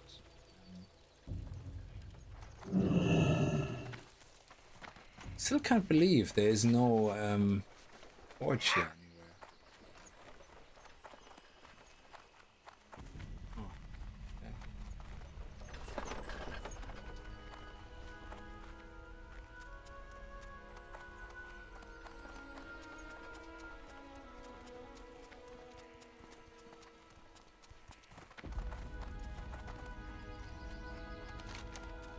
Keep an eye out for any more mining, and we're heading over here. Yeah, we killed a lot of the Fiery Dragons before. But sadly, we wouldn't have been able to get both of these quests at the same time, where we got the kill quest and the musk, the music quest.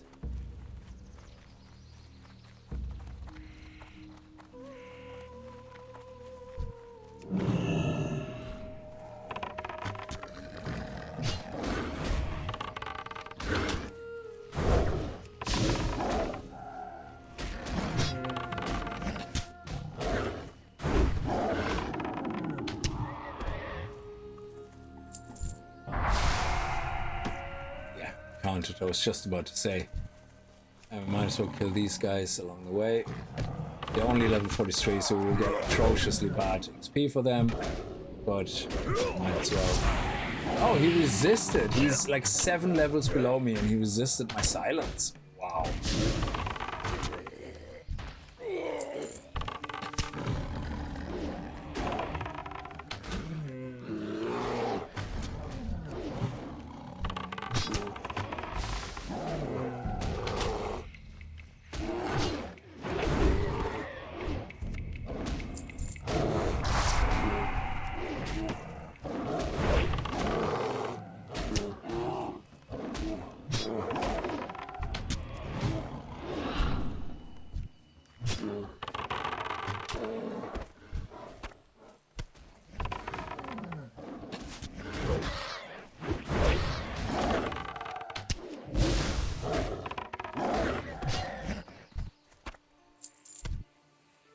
Okay, 2, 1.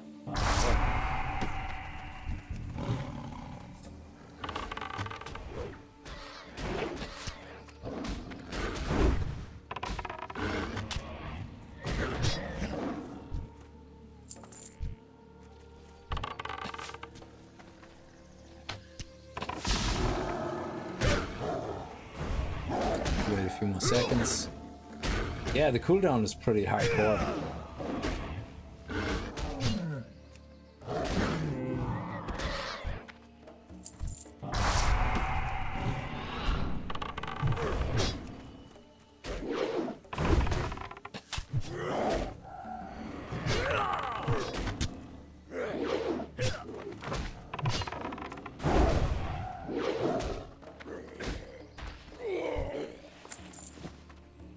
Yeah, so silk cloth, as you can see here, is not selling for much more than the vendor. You're literally better off just vendoring it. That's all rubbish. Small flame sack, selling for much.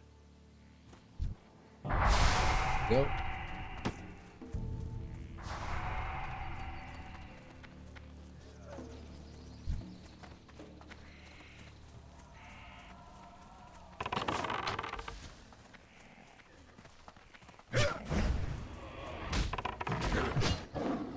Don't you even come near me. Yeah, okay, he's not gonna steal my corpse. I'm still on it. There we go, nice. Okay, so 2 more.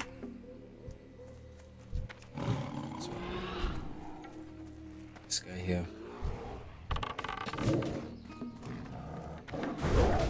They give us a bit of mana back. Nice, 350.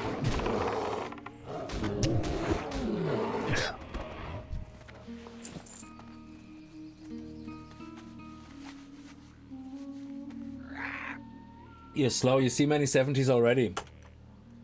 So I think people who are 70 now must have had a pre-made party dungeon grinding non-stop. Let me see. So if you look at 670, yeah. Oh, sorry. 69 to 70 maybe. Yeah, so there's only 3 70s on our server right now. Yeah, well, only. Like, they must have played 48 hours nearly straight. Or all 3 of them are in the same guild and they just ground, like, absolutely grinded the shit out of everything. Like, out of the dungeons. Could be. So, whichever way. Yeah, I mean, if you look at the setup, they could be all in the same guild. You have a healer or tank, healer or tank was the druid, and then DPS. So they could have just dungeon spammed until they hit 70.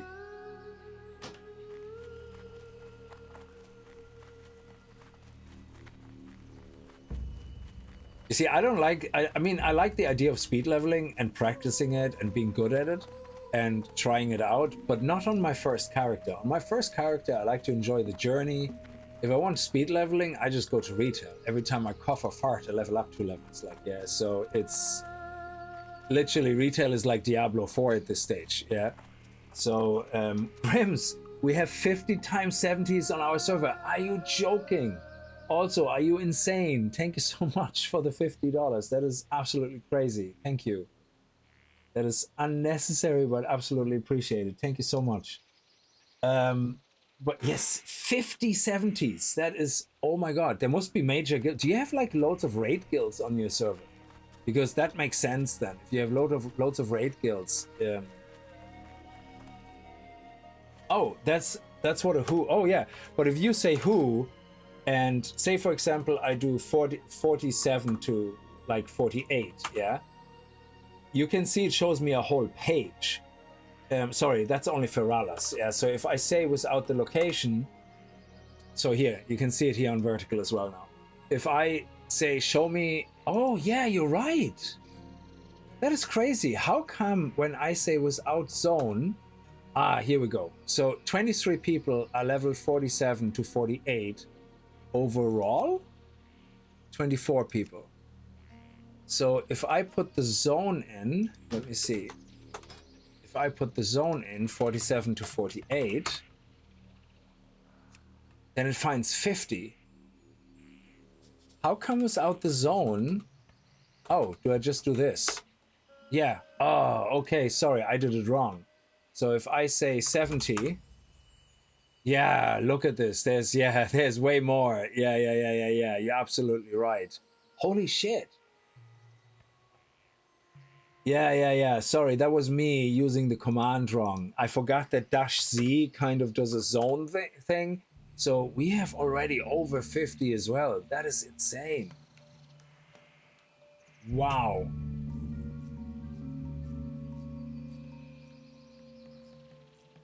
Yeah, there must be raiding guilds. Oh yeah, 50 is the cap, so it's more than 50. Yeah, there definitely could be. You could go zone by zone, so you could go like, you know, like just, you know, do the Deadwind Pass, you know, like it says here, Deadwind Pass, and then you find 70s that are in Deadwind Pass, which is what? Oh, we have to no space. Did I spell it wrong? Let me see. Oh, it said dash. Sorry, that's what's wrong. Yeah. Deadwind Pass, and then we do 70. And there you can see there's 4 in there. And if you go through all the different zones, I suppose you can more clearly see how many people there are. But can you do partial names? Yeah, you can. So, wow, there's over 50 in... Oh, okay, so Shatrat City. So, double T, R, A. There you go. So there's over 50 in Shattra City. That is crazy.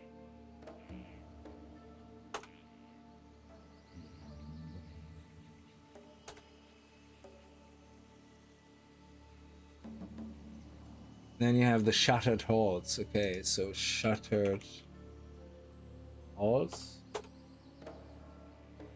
It's over 50 as well. Wow. Sure. No, they're not duplicates. Yeah, they're all unique. There's crazy amount of 70s.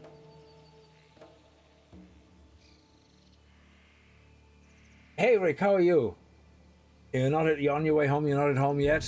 Well, have a safe trip home. Yeah, I don't know. I mean, I like leveling efficient. Oh crap, efficient. But I also like to take my time, level up my fishing, level up my tailoring, you know, things like that. So not tailoring, in this case, like mining or whatever. So I like to take my downtime. I think this is why I enjoy Classic so much, because it isn't the retail. But yeah, if it's my second or third character, I would definitely try to see, okay, what is a very efficient way, you know, to level, and maybe if I have a guild, you know, to see if we can get together a group of people and just do dungeon runs, you know, things like that.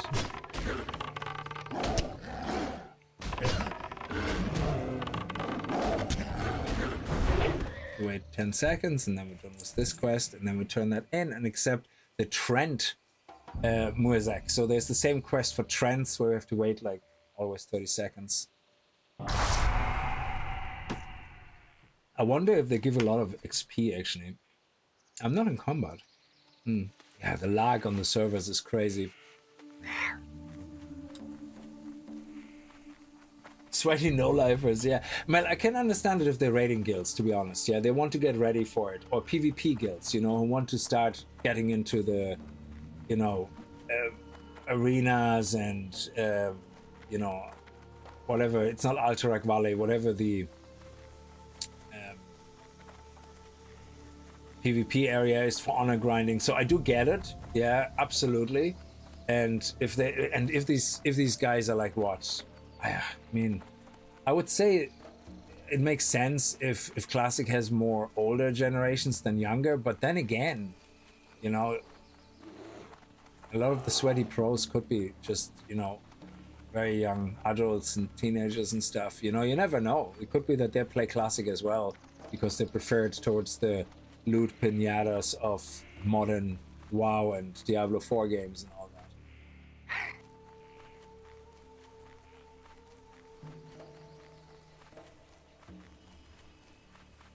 Yeah. But you see, in a way, you have the people that already want to start getting ready for raids and start raiding as quickly as possible. They're also the same people then who go, oh, this is boring. I have no content. And it's like, okay. You skipped probably most major quest hopes. You had literally no fun at all leveling. So your fun was endgame. So to me, they're the equivalents of the retail experience right now. What you want? You know, just get to endgame and that's it. Okay. And we have a new drum. Go. So that was 5,550 experience. Okay, we're nearly leveled up again, so that's ooh. Feed body. So where are we going now for the trends? Oh. Oh, okay, we only have to get 3, because I was just about to say, those trends are not a lot of them. There's like 2, 3, maybe, that I've seen around Feralas. There wasn't a lot in one place either. So, yeah, because I think there's one here, there's another one comes somewhere down here, another one here, so they're not that frequent.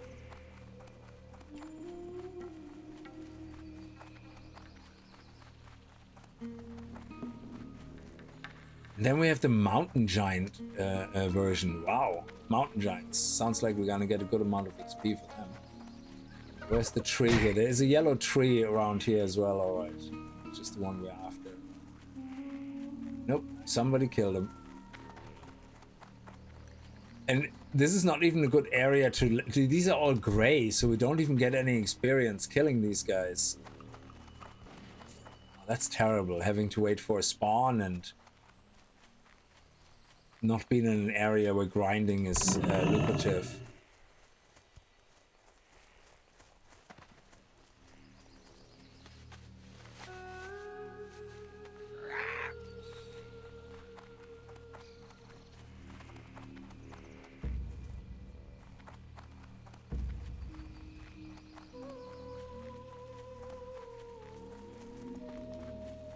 Okay.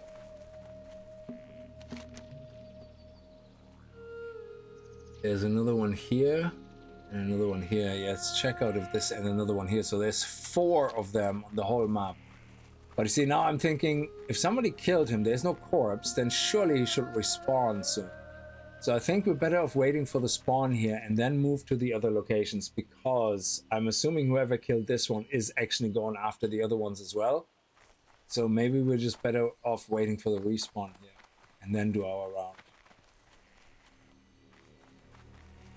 And that's a higher chance than that the other ones are gonna be respawned as well. You went out to touch some grass. Nice, that's good. You need to do that every now and then.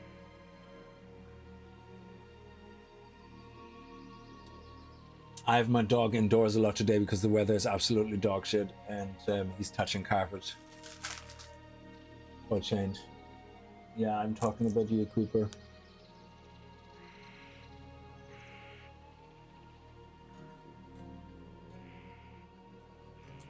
I'm afraid to move from this place.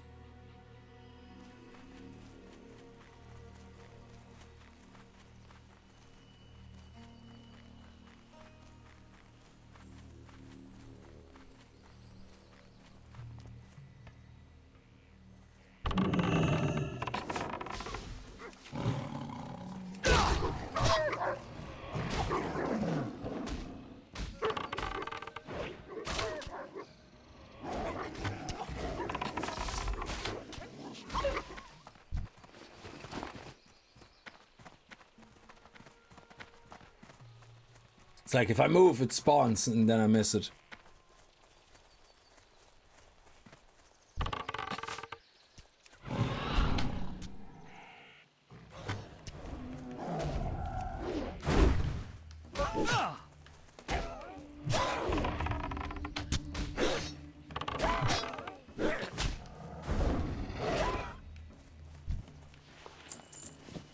Oh, they dropped Mage Weave Cloth. Okay. That will keep me entertained. I might not get experience, but getting gold instead. I'm not going to say no to that.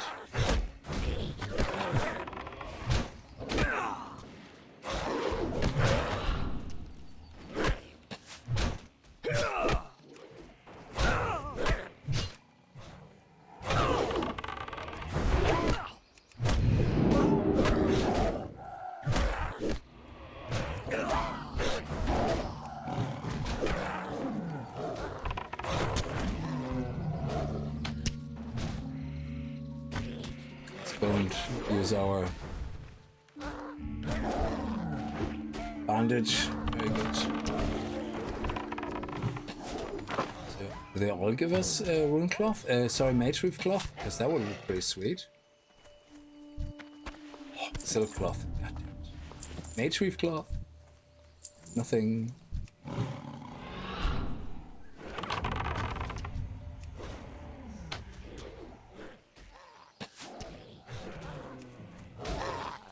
Yeah, we might not get experience, but it keeps us entertained for a little bit, especially if it means gold, because these guys are worth 20, 30 silver each.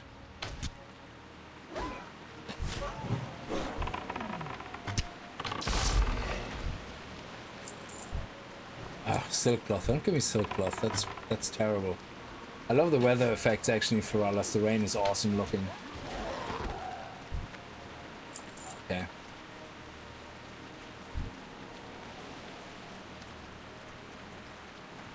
Surely he must be respawning soon, and then we're gonna do the other 4, and they should all be here.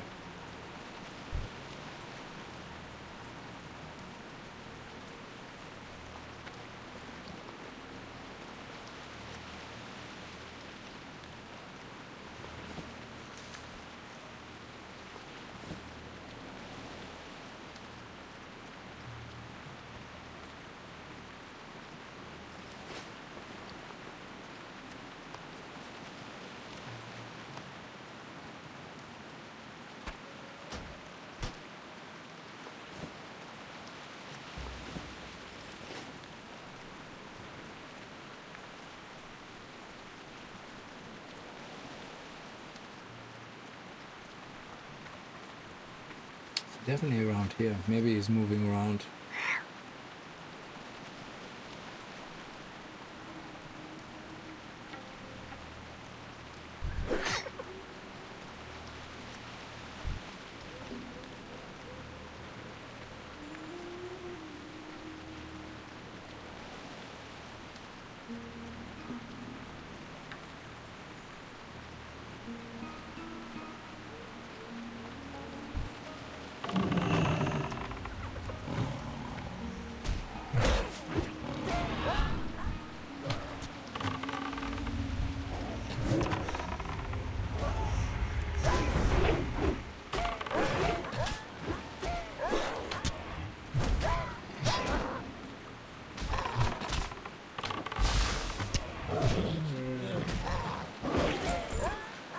Ugh, stupid silk.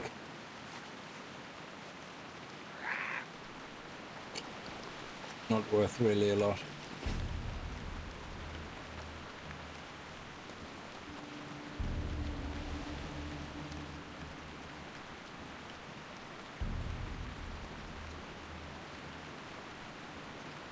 This is the longest respawn.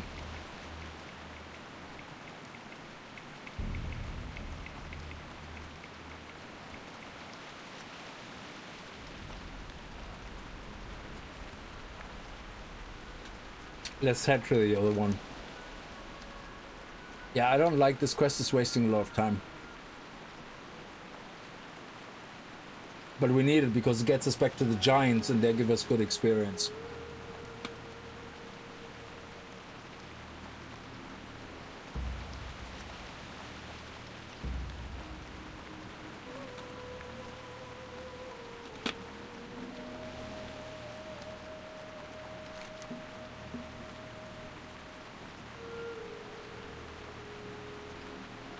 It's right here.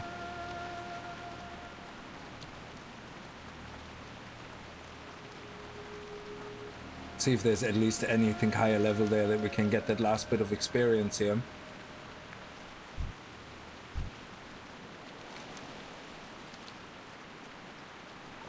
Ah, damn it.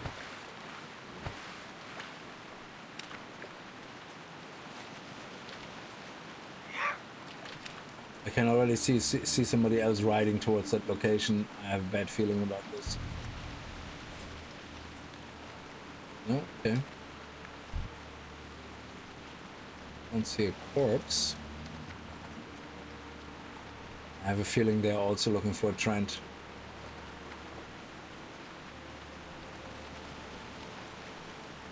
Yeah, that quest is quite painful. 41 doesn't give us any experience.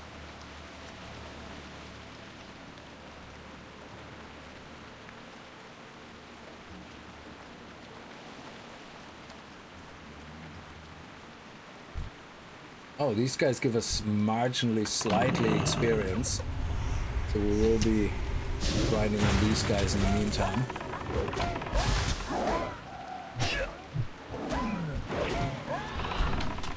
There we go, boom. Nice. And they give us Mage Weave Cloth, which is good.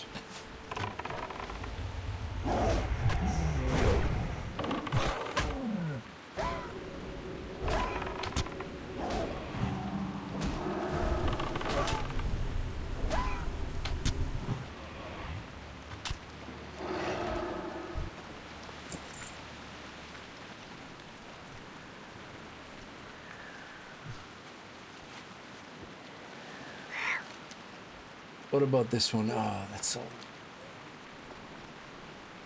There's another one up here. Yeah, let's talk. There's actually a spirit guy as well, so let's have a look over here.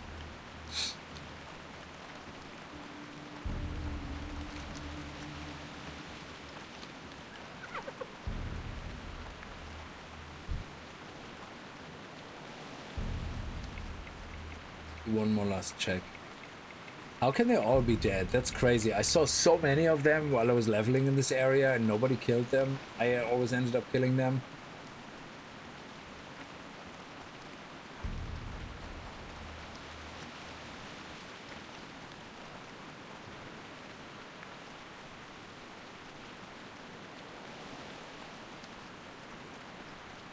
Not doing anything wrong, am I?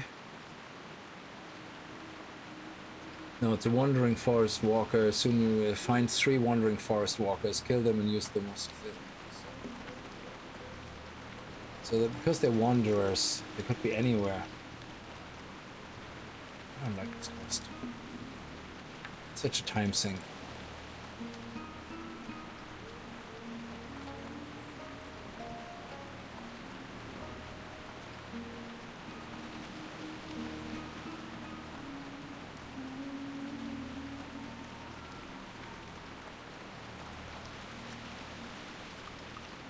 Yeah, let's see. Okay, if we skip that, I don't want to do it. We can still do it, but I want to skip it in the guide. Skip it. Accept it if you're perfect Yeti hide again with the Zap Giants. We technically can do that. We can do the Zap Giants without the Mosk, but really would help if we come across those trends.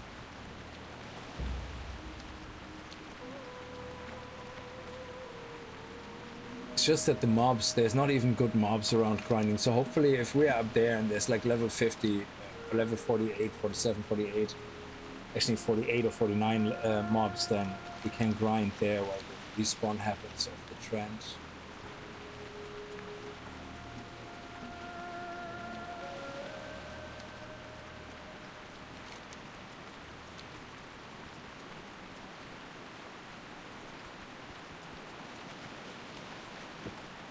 Most of the ones I've been running are going to be raiding, yeah.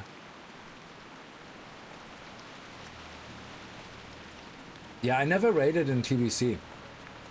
I started raiding in Wrath of the Lich King. I just never had the time or anything, and I think when Wrath of the Lich King came out, the guys I was always playing was online at the time. They always moved from guild to guild, like, you know, and every time they saw me online again after a long break, before the next expansion or something, they always sent me an invite to the guild. And I was only there for casual playing, but Wrath of the Lich King was then when I had more time on Saturdays or something. They said, yeah, we raid every Saturday, you know, night, something, every Wednesday or Thursday night or something. And I said fine, so I joined them as a backup and as an off tank. And I ended up quite enjoying it. Yeah. I didn't get through the whole Ice Crown Citadel, but I did a few bosses. It was nice.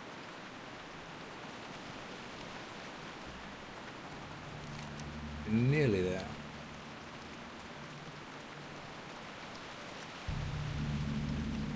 Dire Maul is gonna be awesome for making some cash as our hunter in mining. Being able to do like you can solo Dire Maul at some point quite effectively.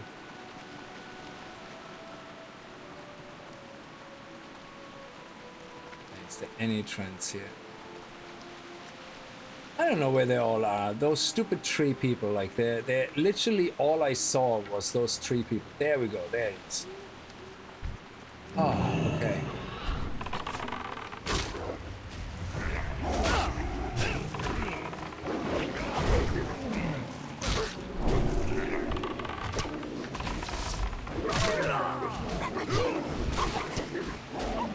So now that we killed him, he will have to spawn at a spawn point, I guess. So if we do this... Don't want that meat, that's just a waste of space. So this is where his spawn point is approximately, so...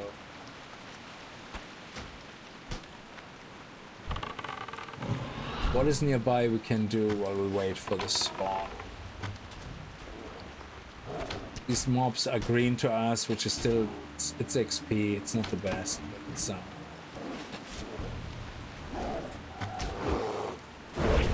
it's 150 XP. So stack would sell for nearly, so it's okay.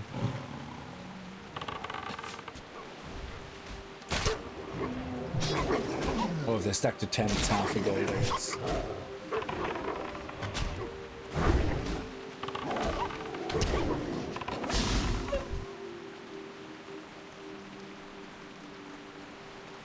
So let's see how long it takes for that guy to spawn.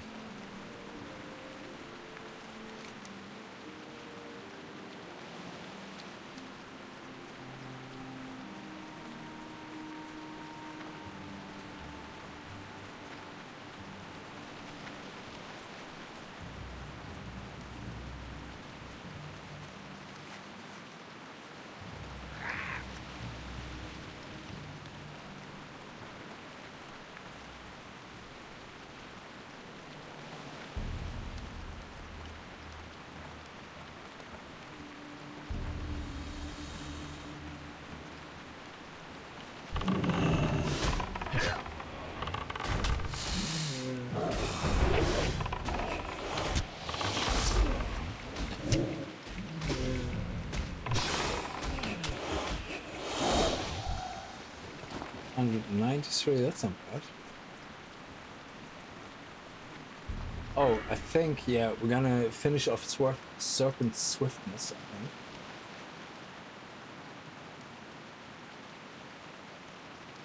Yeah. And then after that, we're gonna go into Ferocious Inspiration. We're gonna put points into that so that critical hits will increase. All party members have all damage increased by 1%. That's awesome. 2% and 3%. So getting the 3% damage buff every time a pet does a critical hit, it's gonna be good. What's my crit chance on the pet? Does it say here?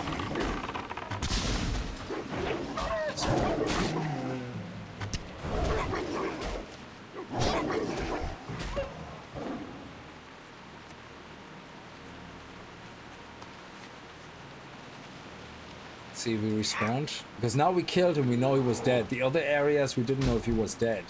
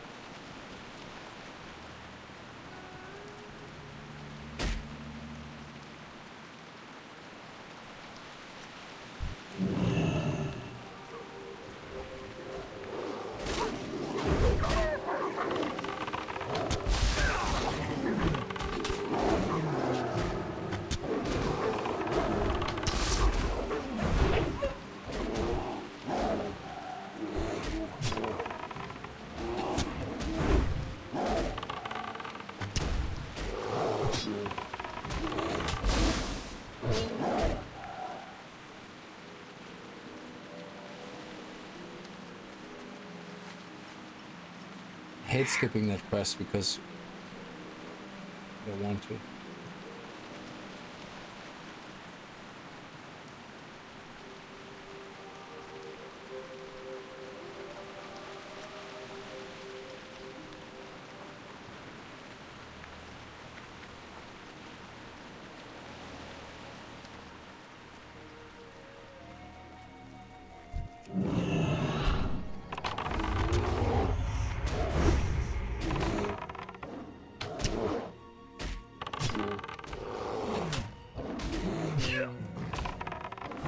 This is the Trent we killed, isn't it? No, that's a Howler. Killed the Trent somewhere.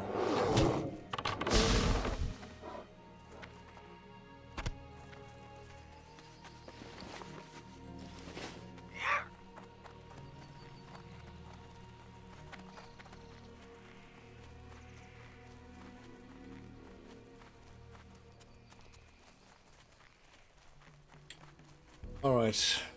Let's go back and we'll just skip all of that.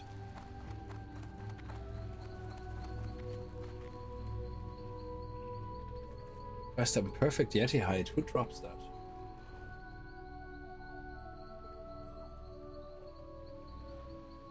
I don't think I got that at the time.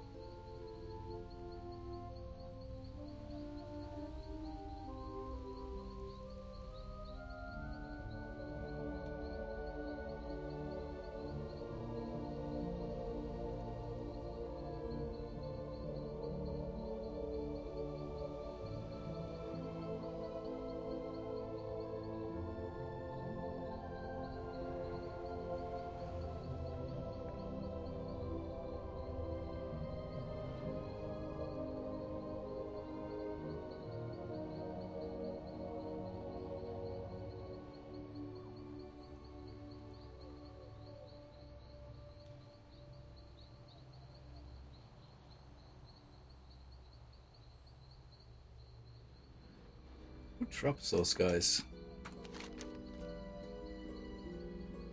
Or do I already have that quest? No, I don't have that quest yet. So where are the Yetis? They're down here, is it?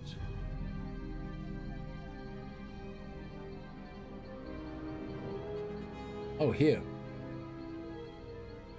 Oh, Rage Scar Yeti hide. Oh, okay. Suppose we can go down there and start doing that. On the list of things to do anyway, and then we have to do more killing over there after that. So we go here and then we see if we can find the Trent again on the way back or something. God, they have such a long spawn rate. That's crazy.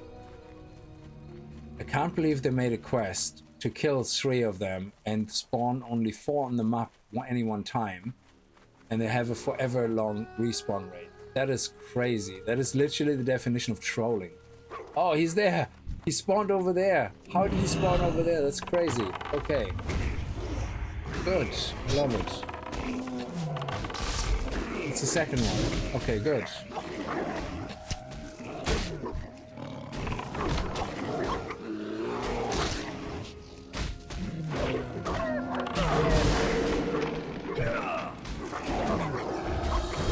Oh my god, okay, why don't everybody gets invited to this party? Nobody wants you here at the party, dude. There we go.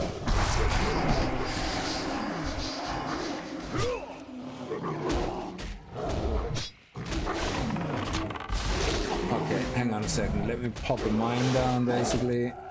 Then hope that works.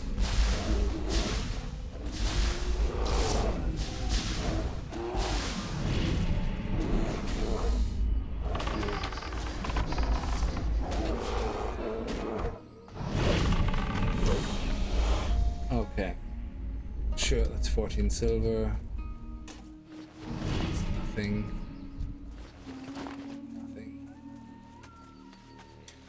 Interesting, so they must have a random spawn point.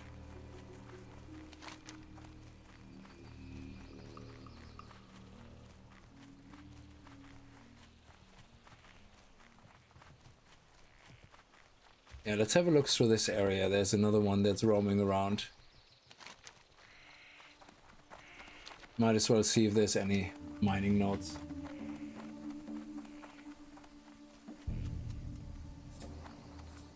You can start dungeons from level 10,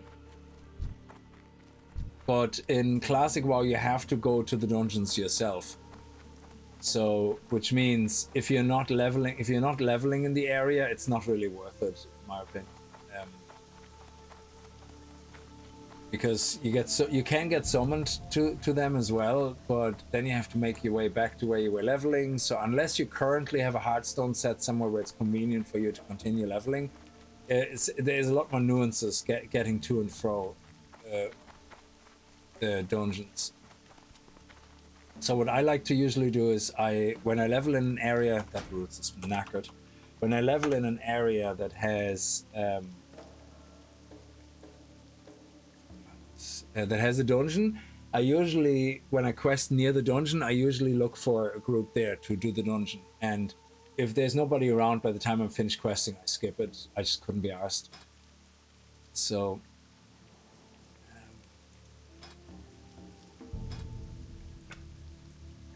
it's better.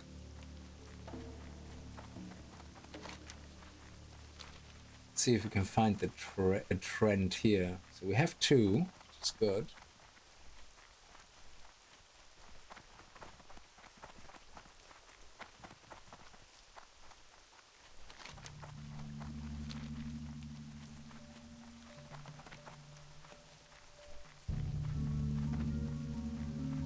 There we go.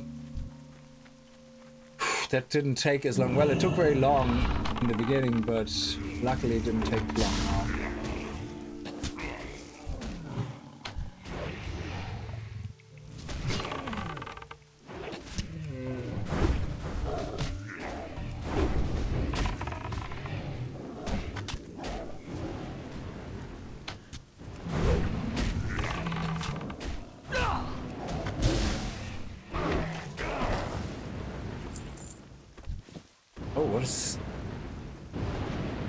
What do you mean invalid target? What? He didn't count? Oh, he was a cursed sycamore. He wasn't a trend. Oh, okay. He was a different type of guy. All right. That's depressing. So he wasn't actually... Oh, there he is. Jesus. That was lucky. I was just about to say, I don't know what that dude. I forgot. I didn't even see the little icon there. Okay.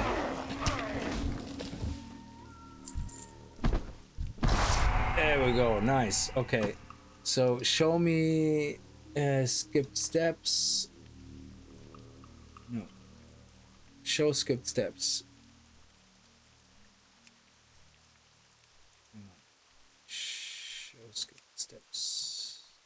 Oh, it doesn't let me on. Okay.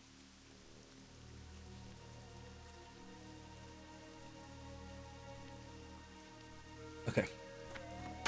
Here we go.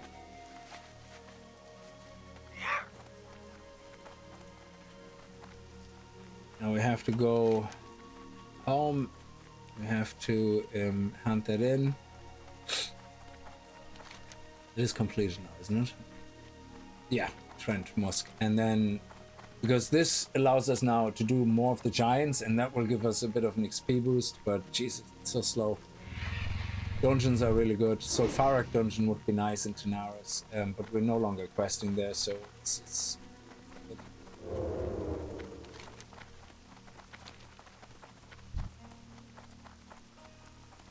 these guys not drop a lot of mage weave.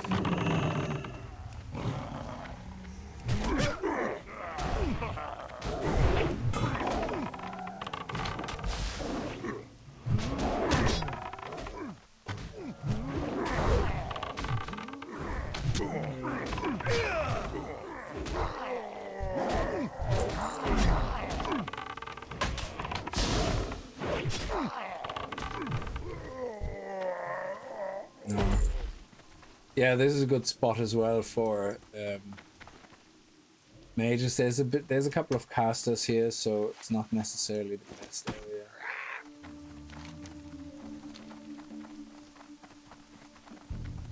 No, I thought they would be giving us more mage with every kill.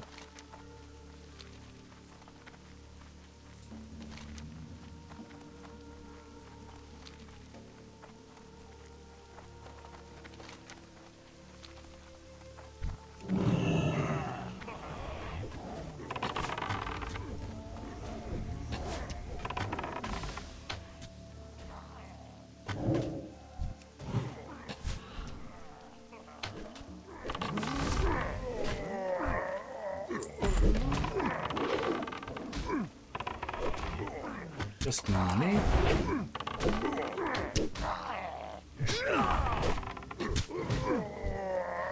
There we go. Yeah, because I remember doing some quests here down here, and I ended up with over 60 mage weave, and I sold them. I didn't do them until later on the quest.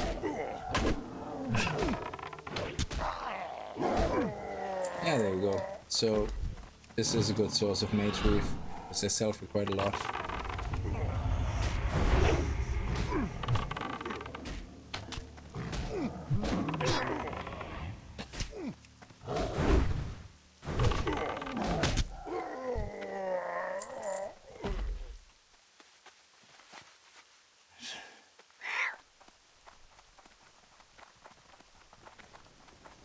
You're going to be trying the midnight release? Yes, for sure. I just find retail at this point very confusing because they have all these events and the delves, and all of it is kind of nice. It gives a lot of variety, but all of it is also kind of boring. I don't know. I'm just more. I really looking forward more to the journey of leveling than actually endgame, because the only thing I do in endgame really is maybe dungeons, heroic dungeons. I don't like mythic plus runs. I say it like this, I don't like, it's not that I don't like it, yeah? I don't play anything where I have to commit like to a once a week thing, twice a week thing, because I find it then becomes more like, okay, we meet once a week to do a raid. Because once you start doing that, it stops being fun, because then it's more like a job, you know? Like, because progress matters, yeah? So it's different. So say, for example, I meet with the guys here every now and then, once a month, to play poker, yeah? Yes, it's a commitment, But when we play, we don't give a shit who wins. Yeah, it doesn't matter. Of course, everybody wants to win, but it doesn't get animosity. There's no animosity. There's alcohol. There's, fun. There's like, we make some jokes, and fun, and it's more about hanging out with each other than anything else. But if you're in a guild that does raiding once a week, that is very serious, yeah. And if you don't, if you are slower, or somebody in the guild is slower to learn the tactics, people get annoyed and frustrated, and it's like, okay, that's no longer fun, It's I think that's where I kind of stopped being interested in the game. Hello, man. Okie dokie.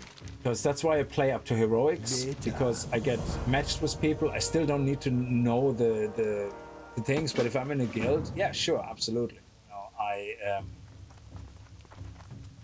I do try to make my best effort to learn anything, but because there's more than me, there's like up to 20 people, something like that.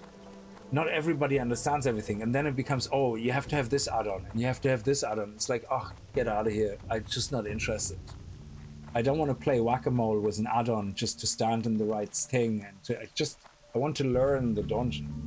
So when Wrath of the Lich King came out, we played the raids, but there was no add-ons. Like, yeah, I mean, sure, we had DBM and all that, like, deadly boss mode, but we didn't just react to boss mode. We kind of said, oh, why are we dying? So we had to look and go, okay, every time we die, the boss does something. Yeah, are we standing in something, or is it like a rage meter that we have to kill him faster? Because some bosses are intentionally designed to be DPS checks, yeah, where if you don't down them fast enough, they rage and you die. So that was interesting, because nobody was getting frustrated and everybody was cool, and whatever guild I was in, I was just lucky that they weren't toxic, really. And loot there was no argument ever. Like, I mean, I was the off tank, and I remember the main tank was out sick, and they asked me if I can tank. And I was like, sure, but I don't really know what to do. So they explained it to me on Discord. The guy that was playing he explained to me on Discord what I had to do, and I was like, okay, cool, I got this. I made a couple of mistakes, then it worked out.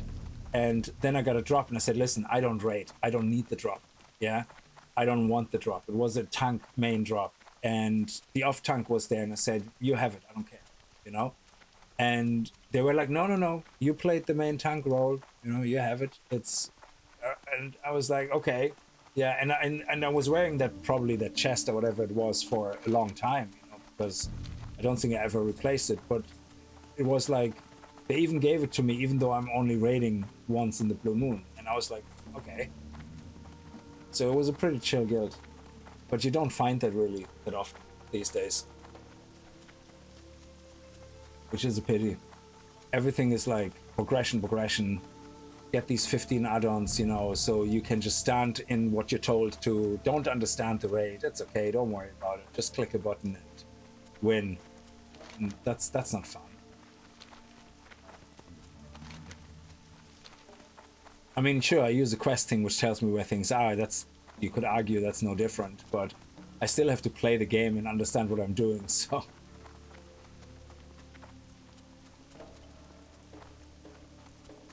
So that's what I like about Final Fantasy XIV a lot. I played that before pre-patch, again, quite heavy. And I really like that, because you have to actually understand what you're doing. Sure, there's markers on the ground as well, and the game even tells you, oh yeah, if these markers are there, don't stand in that. But that's as far as it goes. Yeah, there's a lot of tactics around those markers, which is fun, because you understand what's happening still. It's not too dumbed down. Okay, so now we have to, again, with the Zap Giant, okay. Got the best deals anywhere. And that is because we needed the Zapper. I don't have the Zapper. Oh, there it is. Okay, I do have it. Awesome. Oh, it ended up down. How did it end up down there? Interesting. So, because now we do that, but at the same time, we do the mosque, whatever it is, the...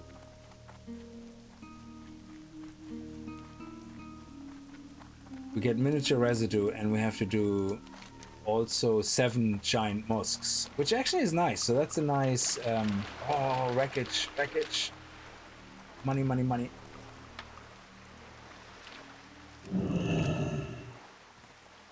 See if we get lucky.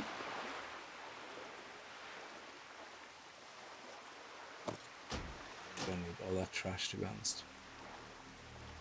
We make enough gold from the stuff we sell on the auction house. Ah, I keep forgetting about that. You haven't played Final Fantasy in years. I actually started a new character. I still have my other one, but I started a new character because that's the downside with MMOs. You kind of go, oh, you know, I don't remember how to play this character. So I just started a new one, a warrior, and I'm having a lot of fun with it. It's great. I can like face tank so many mobs. It's crazy. It's so much fun.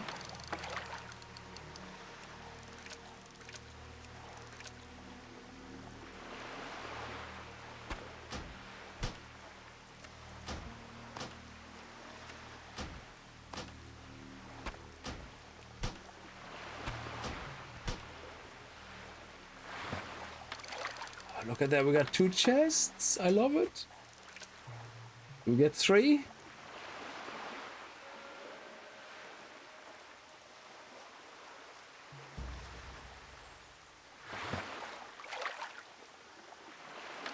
Oh, nice, we got 3. So let's see what's in them. It's a bit slow because of the server, but we'll see. So this one has... Come on. Okay, we got a silver. Rune cloth sells for about 30 silver. Thick leather sells for about 6. So thick leather, you can see here, is selling okay. It's selling for more than the vendor, yeah, but not all the time. So sometimes the price drops quite low, and it's nearly not worth the hassle of being charged 5% of what you put on the auction house. Yeah, so ruined leather is really the first where it becomes valuable, like to skin. Okay, come on, there we go. Let's see what we have here. Silver, another 4 thick leather. See, that's only 38 silver. It's not really that. Oh, this one was good. Bolt of Mage Reef. Umbrella of the Owl. So we could sell that on the auction house. I'm not sure if somebody would actually buy it, only because it does sell sometimes. It doesn't mean it sells quickly. But what I rather do with these things is... Ooh, actually, mana? That's not the same. What I rather do is just enchant that and use that to level up my enchanting. Oh, that's nice. We got a lesser nether essence, which is 55 silver as well, which is not bad. But we don't sell them. So this is auction house. Auction house. We sell that just for fun. And keep that. Hang on. Why is that there? That should be there. And that's auction house. And yeah, we keep that. And everything else gets sold. Awesome. So we could technically level up our enchanting to 250 nearly, which is good. Yeah, we wait a little bit.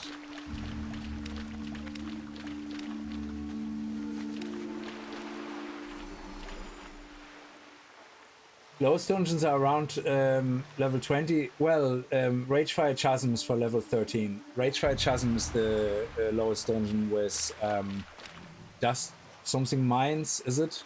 On the Alliance side, they're level 13 to 18 or 20, something like that. Let me see.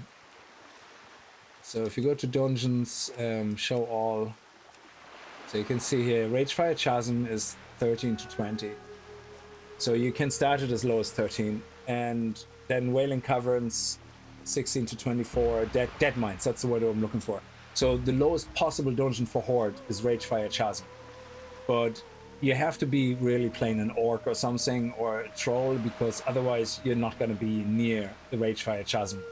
And you're just going to be leveling in a completely different area. Blood Elves, don't even worry about it. You're gonna skip this because you're gonna be leveling in Ghostland and all that in the end, so you're not gonna be anywhere near dungeon. Yeah, another hidden advantage for Horde, yeah. I suppose, could you, technically you could play it as Alliance. I mean, you just have to sneak in and all, you know, pop into the dungeon.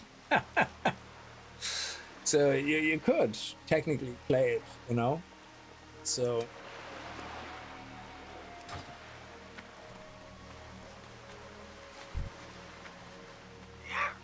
Now let's go back to our spot where we had the giants. Oh, don't, you're slowing me down, you bastard. You mean bastard.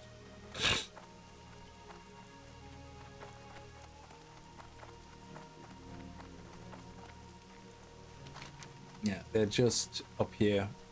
There's quite a few here as well, but we'll see how that goes. There could be one here. Yes, there we go. Nice. So we're gonna do that. Let him come to us. Now, can I? Where's? Oh no! Did I throw out my What? Oh, you must be kidding me.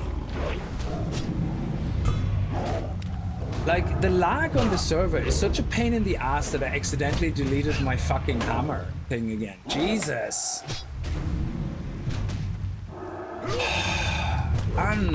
Unbelievable.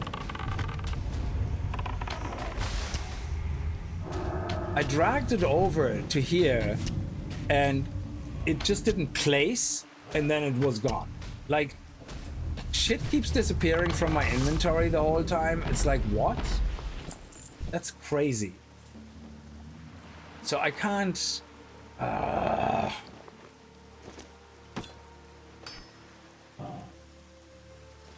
Yeah, and that's an invalid target now because they're wave striders. They're not...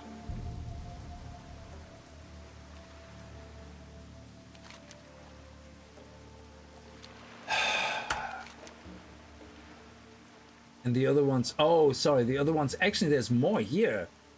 These ones we can zap as well. Yeah, so I have to quit the quest. I have to pick it back up. Hope I get another hammer. Jesus. Like... You can't... Yeah, no, you can't even get mad about it. It's just... It is what it is. They're not going to be able to fix it because it's a mega server and it's never going to be fixed. This is the only thing about retail. Retail has thing called, what is it, sharding or something, where there's multiple servers and everything is cross-server.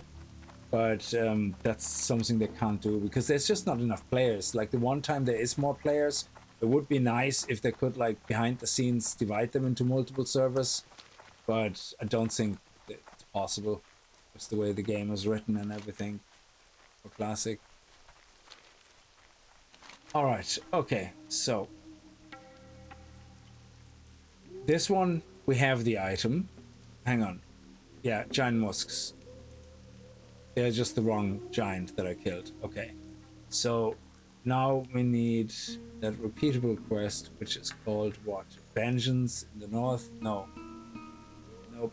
There, again was the sapping. Abandoned quest, thank you. Now we can take that quest again. Interesting. Come on. Yeah, what do you want? There we go. Jesus. Real. And there it is. No, I'm not touching it. I'm not touching it. Not touching it. Forget it. So, Sapped Cliff Giant, Miniaturizer Residue. And then these are also the giants that you get the Muzek from, whatever. Okay. So let's head up there.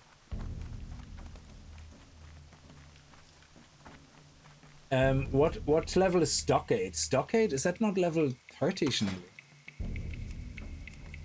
Stockade. Let me see.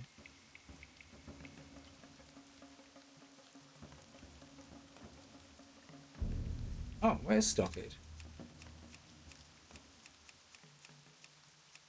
is Stratholm, Skullman's Stratholm, and that's yeah. Stockade is not in it. Why is Stockade? That could be just the add-on being broken. So, am I not seeing it, or is it named something else?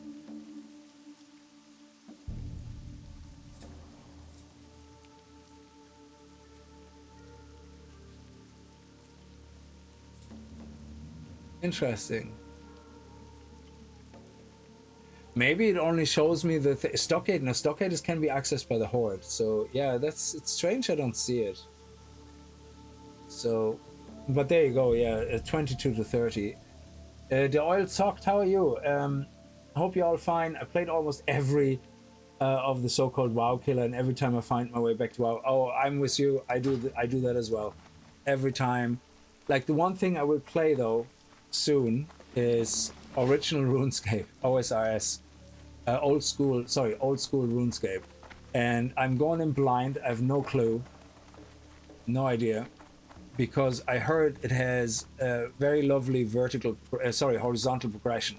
So World of Warcraft, Lotro, all these games, they have vertical progression, which means every time there's an expansion, everything that happened before, the gear, the weapons kind of become redundant, yeah, because everything we get is going to be better.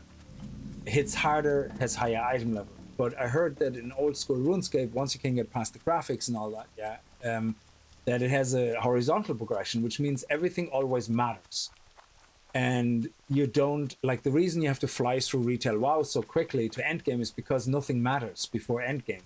The only thing that matters is the latest expansion. So you fly through everything. It's a loot pinata, basically. You know, until you hit the last expansion where you then do the last couple of levels to max levels. And then you have an interest in the story. Then you find gear that matters again. But up to that point, everything is just, you know, they might as well give you a boost, to be honest, for free.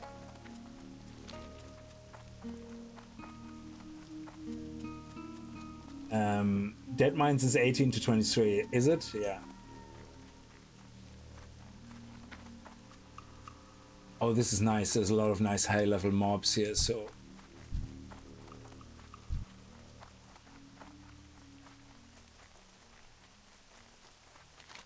Let's see, we have to head over here.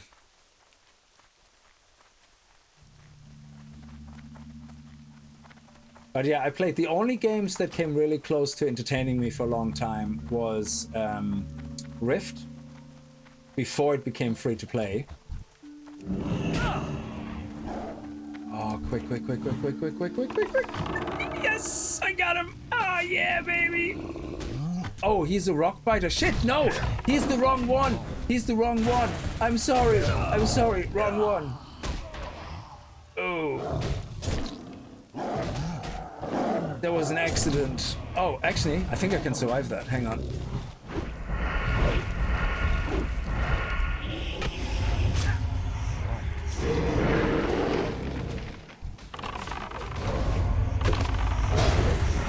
What did I start? Oh my god!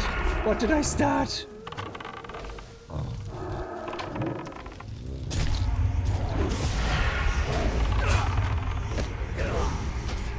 Look, I wasn't prepared for that. I thought this was the giant for my quest. I didn't realize he was an Alliance NPC, and of course then all the Alliance can attack me when I attack the NPC.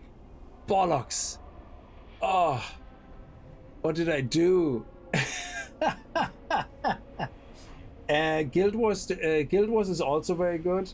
Now, you see, the thing though is like, I do get a bit bored when I don't get new gear. Yeah, and I know Guild Wars has that thing where you craft the best gear with I don't know exactly how it works, but you basically craft the best gear. Yeah. Jesus, why did it spawn me all the way over there? That's crazy. They could really have done another spirit res here. Anyway, so the I wasn't prepared for that, so I died very quickly. Yeah, but I mean, the rogue was 5 levels lower than me, 6 levels lower than me. I should have been able to kill him, but I didn't realize that they were able to attack me. I completely forgot about that. So he got the jump on me, all right.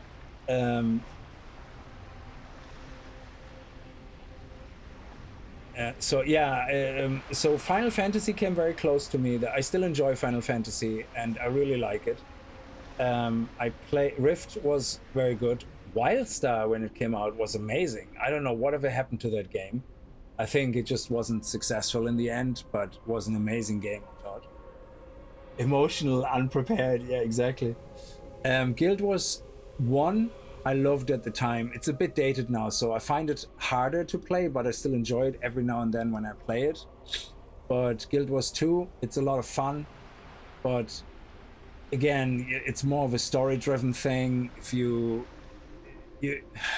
don't find a lot of rewarding loot all the time, yeah.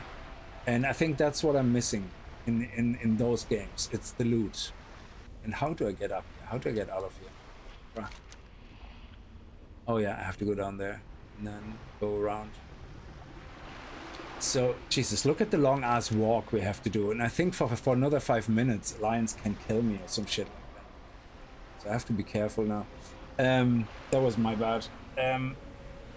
Yeah, so I think I do. You see, the reason I play WoW all the time and come back to it is because gear matters, and I do love the feeling of finding gear that is an upgrade and improves my output, and I love that gear grind. Yeah, but I don't like that it is not happening in leveling anymore. That's why I actually really love classic TBC, because yeah, sure, I haven't upgraded my gear in ages, yeah, and most of the time I get upgrades from the auction house, yeah, not from quests or something, yeah. But that's what dungeons are for. You're supposed to play dungeons to get your gear upgraded, and which in classic I find a bit harder. So my perfect version would be Wrath of the Lich King, because that's when they introduced the dungeon finder, and that was for me amazing because leveling mattered. It still mattered that you level up in the old areas. It wasn't ignored. It wasn't just push you through quickly. Everything still was important. Oh my God, they make me walk around the whole fucking continent. Jesus Christ. This is desperately disgusting. Like, I can't believe they have no spirit, what are they called again? Spirit warden here, or whatever the fuck. Jesus, that is like such a long walk. Wow. Crazy. I know they added loads of graveyard spirit healers. They added loads of spirit healers already for TBC anniversary, but they should have really put one here. Like, this is just wow. Or at least instead of this one, I suppose I could have walked across. I thought I can go straight here, but still, that is such a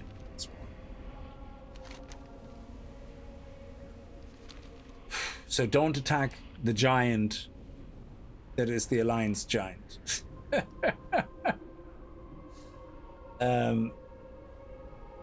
But yeah, the Wildstar, don't know what happened, so I enjoyed that. Rift, I probably have the closest. I have about 1,000 hours on Rift nearly, I would say. I haven't played that in years though, and that was before it became free to play with the optional Patriot, whatever they call it, subscription. The Elder Scroll Online, I kind of like that. I just don't like how they want you to pay for backspace and all that shit. I kind of stay away from free-to-play MMORPGs because they always have some shitty payment crap that drives me mad, like the bags. Why do I have to pay a monthly subscription for backspace? You know, that's just stupid. It's just, and that's why there's one or two things in Final Fantasy which I find stupid. You pay a subscription. On top of the subscription for housing, you pay a monthly fee on top of your subscription if you want more than 2 people being able to sell things for you on the auction house. So they created a problem to sell you a solution, and this is why I find it so annoying, even in Final Fantasy. Yeah, they could have just let you list everything on the auction house, like World of Warcraft does. There was nothing literally technically stopping them from having you list your own shit on the auction house. But no.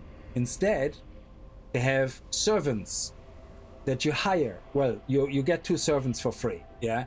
You have 2 servants, and they each can only list 20 items on the auction house. So if you have 40 items on the auction house, well, now you can't put any more items on the auction house. But you know what? Don't worry, we got you back. Yeah, for a monthly fee of only £5, I think, you can have another one, and for another £5, you can have another one.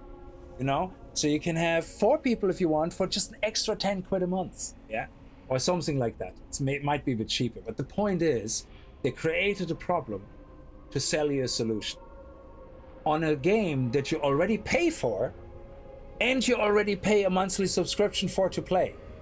That is the most disgusting monetization. Yeah, and because to me that's pay to win, because the economy game is a pay to win. To me personally, economy is pay to win equivalency. Yeah, so if somebody else spends real money to sell more items on the auction house to make more in-game gold faster than me, that's pay to win, because he's paying to win the race to get more gold. Yeah, so I don't care if people say that doesn't count. To me it counts. Yeah, so that's the only thing in Final Fantasy that drives me up the wall, that they created problems in a paid subscription-based game to sell you a monthly subscription solution on top of the subscription, and that's absolutely gross. So I don't buy them. But I'm gonna kill you when nobody's around. So let's see, where's our giants we actually have to care about. Oh, I would love to attack her too, but then he can attack me as well. Wildstar was not really. I really loved Wildstar. Yeah. And what was the other one called? Tetra or something? You had the tank which had like a lance. That was amazing. Not Terra Online. What was it, Terra Online? So these guys here, we have to zap them, but these are also the guys we can use the drums on, or whatever, the vessel. Was it Terra? Yeah, that was an amazing game. I really loved it. Playing the tank in that was just it felt so powerful.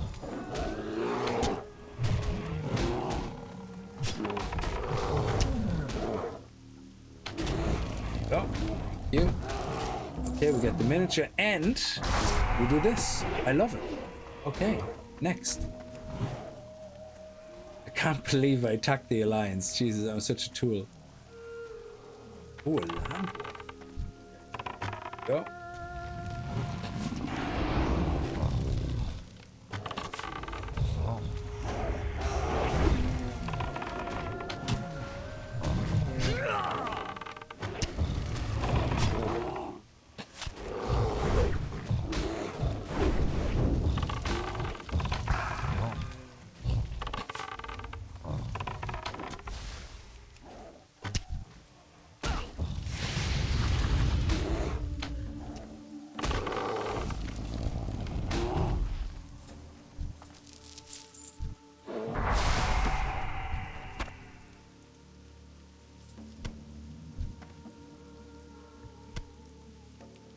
What's happening?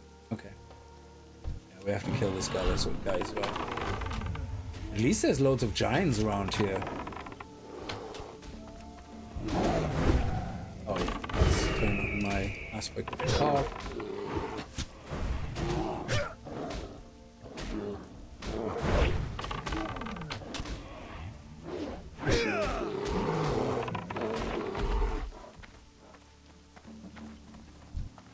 Guys from the dev team. Not sure. Terra was, however, a Lineage 2 clone. Oh, they took the code from Lineage. Wow, that's crazy.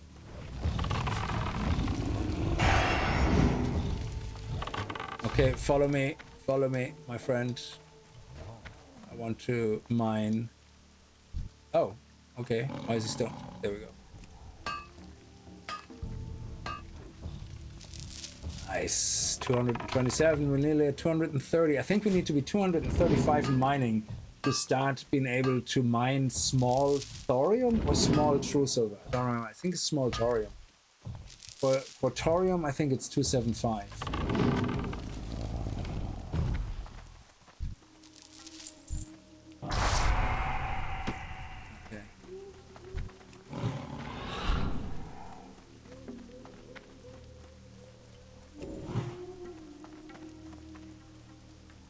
Okay, actually bring this guy back to me, please. That would be great.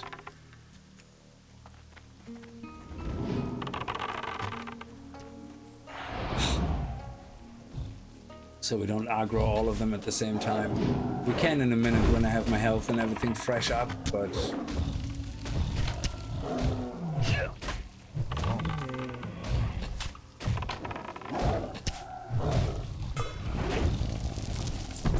Nice. Always enjoy green drop, so let's go. And why are we still in combat? That makes no sense. We shouldn't. Oh, there we go. We're not in combat now. Excellent. And zip dip, zip it up, and let's go.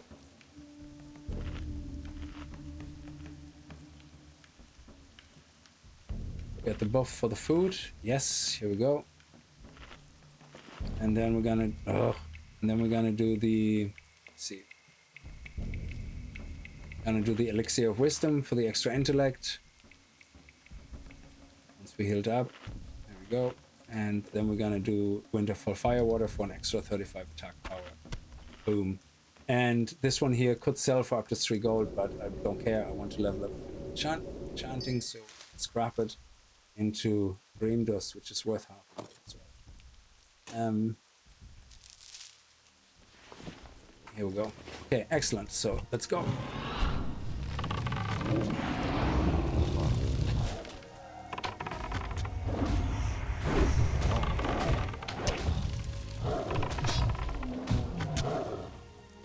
Okay, excellent. Next.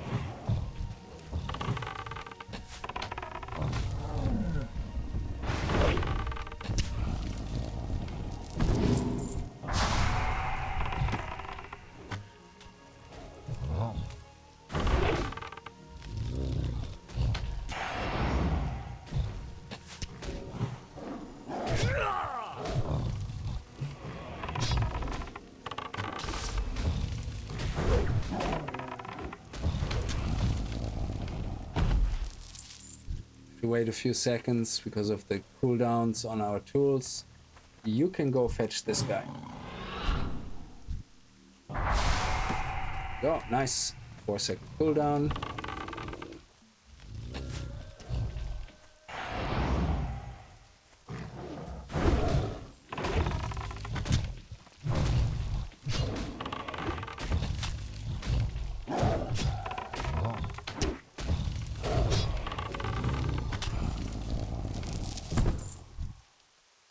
Come on, 4 more seconds. That's 7 out of 7, so we don't have to do that anymore, which is great. So we only have to zip zap them. 3 more.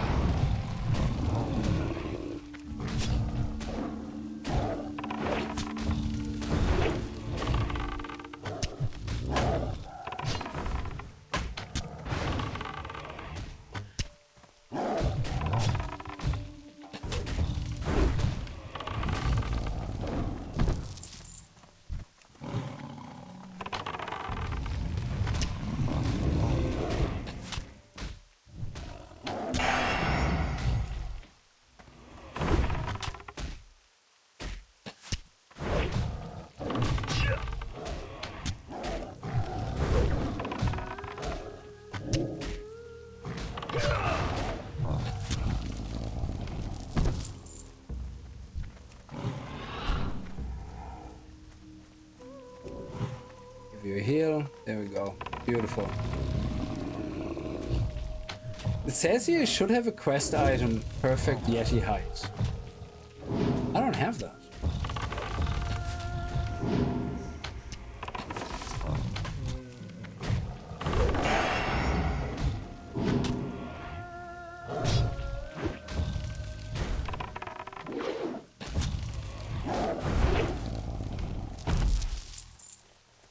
So where would that drop?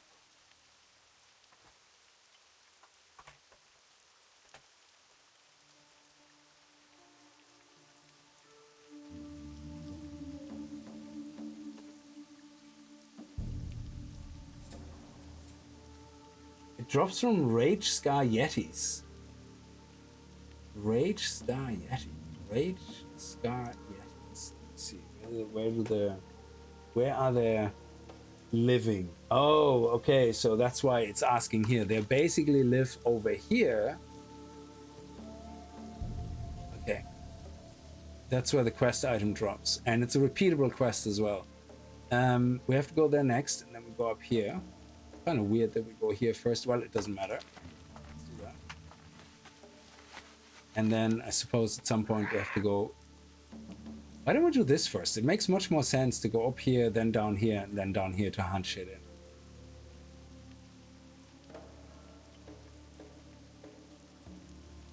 Because we do want to turn in the zap. It doesn't have the turn in for the zaps here.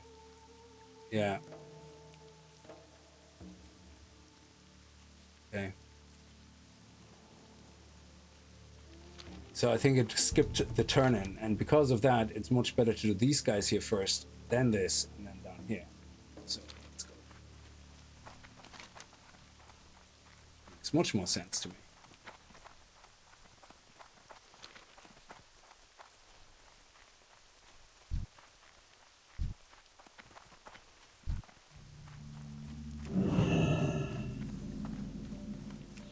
Oh, and the first one's caught in a tree, so we have to literally be right on top of her. No. Can we hit her if we get close enough? No. No, she's knackered. Always lovely when you come across these mobs. It's like tanks.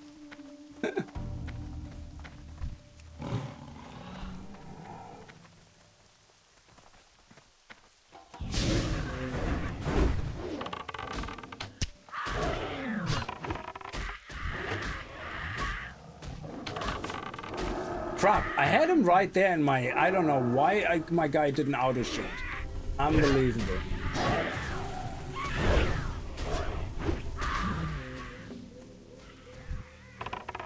Come on.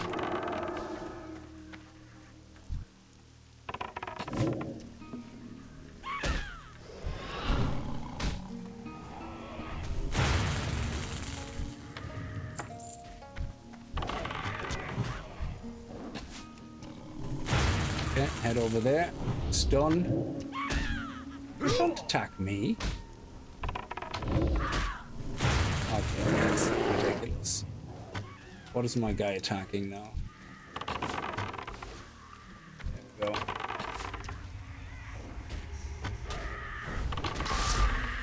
End of story. If it doesn't work with nice words, we're gonna have to turn to violence.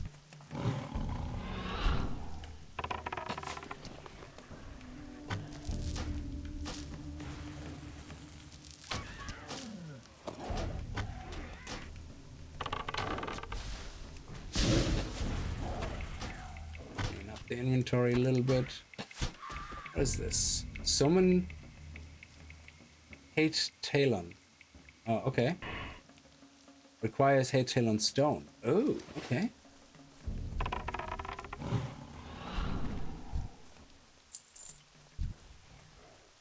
Oh, these guys are spawning nicely. Okay.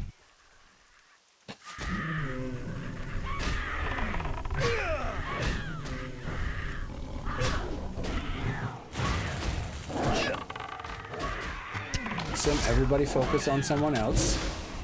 And silence. Okay, here we go. Let's do a little bit of group damage. See how that works. Oh no! They snook at me. That's terrible. I need to heal my pet. No, he died. Okay.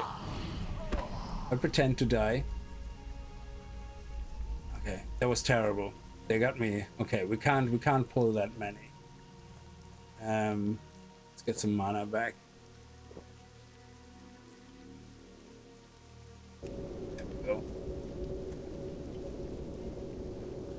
I believe that I forgot to heal my pet again.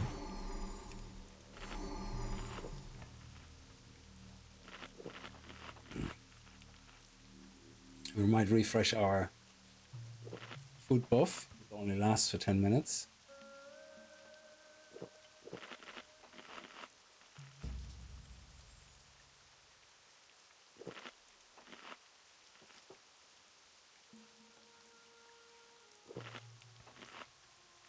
Greedy kicks. I know. Yeah, I tried to be. I should have been chain pulling instead.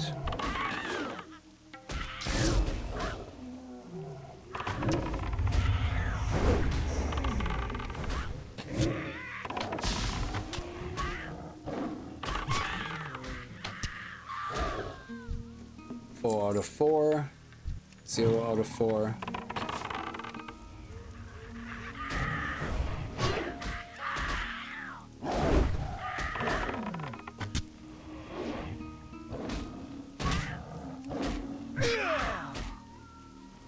Okay, these guys down there, we still need them as well.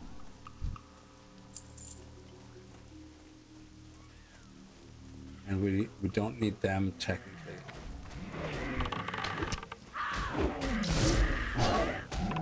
We heal our pet 200 per second for 1000 health over 15, so we don't really need to heal it until it's down to about 1000. I'm gonna kill you anyway for XP. Yeah, you're level 50. My pet is level 50 still, so it needs to level up, so we should get good XP from you. Over 300 possibly? Oh, 279. So a level 51, which is equal level to me, will get probably 300. Okay. So where's that stone? That summoned stone.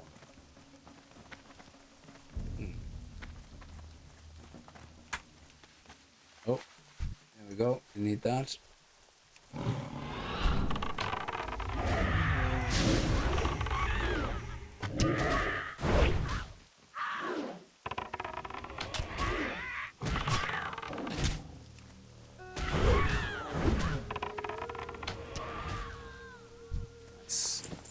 Oh, give me all that mage weave.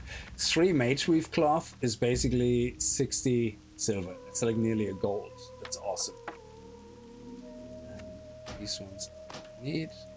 Oh, so all this, like a whole stack, is nearly 4 gold, which is brilliant. Sell it at peak times. I don't have that quest item. Interesting enough.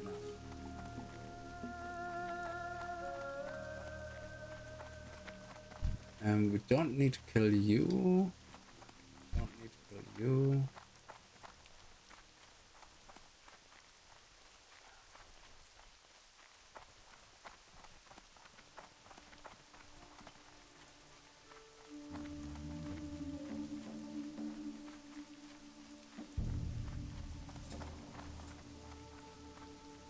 Yeah. That's...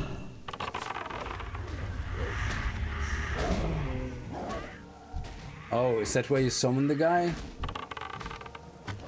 Let me see. What are we doing right now? Dark Heart and... Ooh. This is where it is? Yeah, we're right here. Okay. So is the stone up there? Looks like it. Is that the stone? No.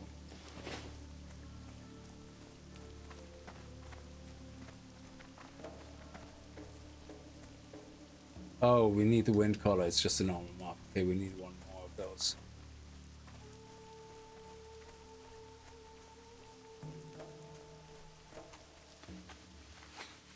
There's a bit of competition here. There's an alliance questing here.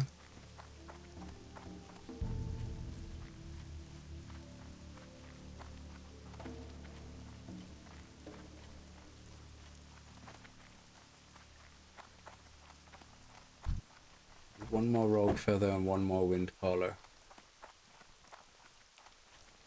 There we go. Oh, up there's the Dark Heart.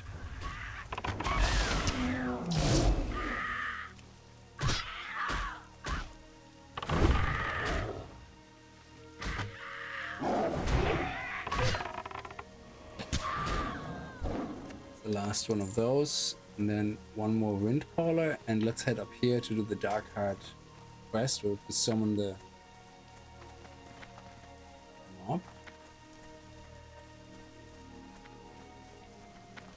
Oh, what is that? Yes! Awesome.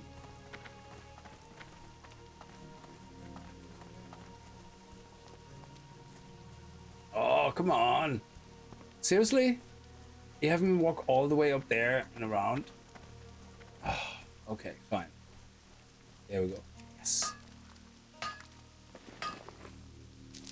So that's mithril ore, which still, at this point, gives us green a chance to level up. So mining, we could get 2 more mining points from that. Gives us to 230, which would be amazing. And yeah, they sell quite well as well, even when you turn them into bars. That's great. Okay, so let's see. Where do we have to summon this dude? Oh my god, seriously. You can't go up that little vine.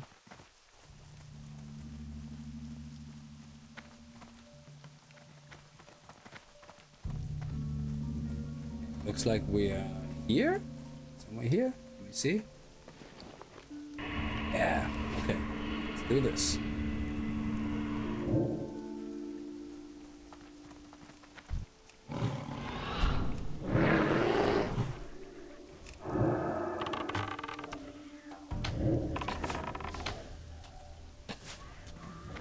Good. Popped all my cooldowns. And we got her heart. Great. So now all we have to do is kill 1 more windcaller, I think, is it? Oh, 4 North Spring. Didn't even know there was another crowd we had to kill 4 of.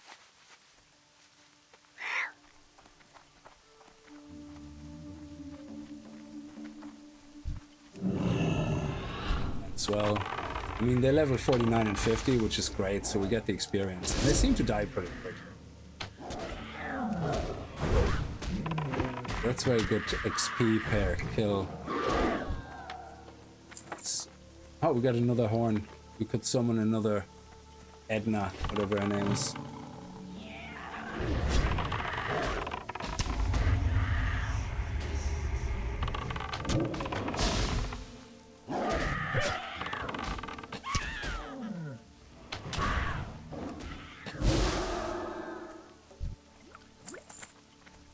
Okay. Let's see, we need another wind caller. Winter, spring. Oh, there's a wind caller. Nice. And that's the other harpies. Yes, go get it before somebody else does.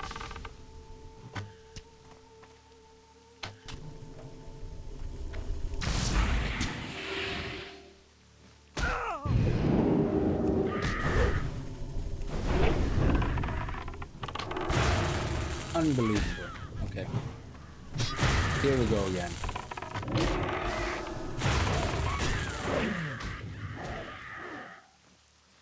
Kill it! What are you waiting for? You muppet. Okay, heal the pet.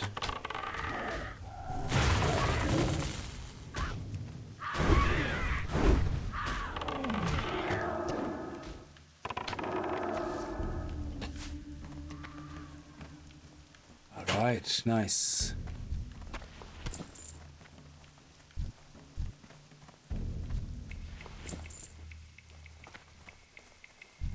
There we go, there's another one. Unbelievable. I can't believe he got that.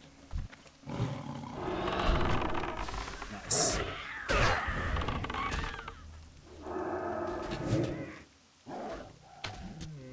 What's that one over there? That's a normal one. Here we go. Wind caller. Do we need? No, we don't need another wind caller. We can leave that alone.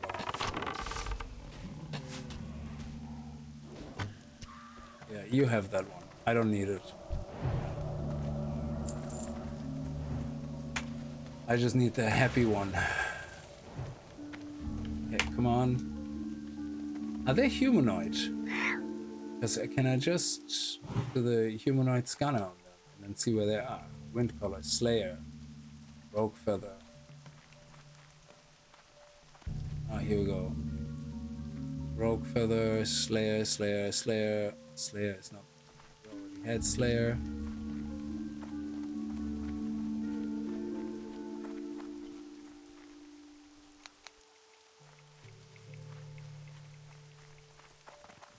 They only seem to be around here. Need 2 more of those Precious harpies. Rogue Feather, Slayer.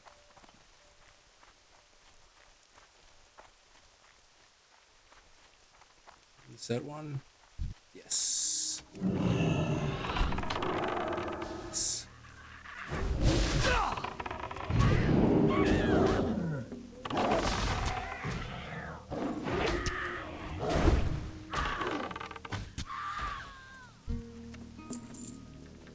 Okay.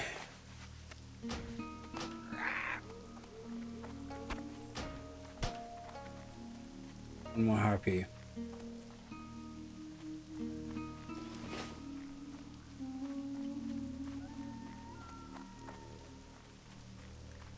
Hopefully they respawn soon.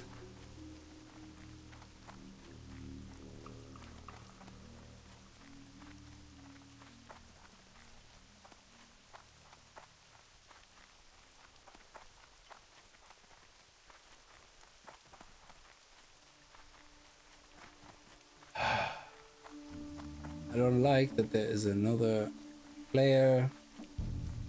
Come on.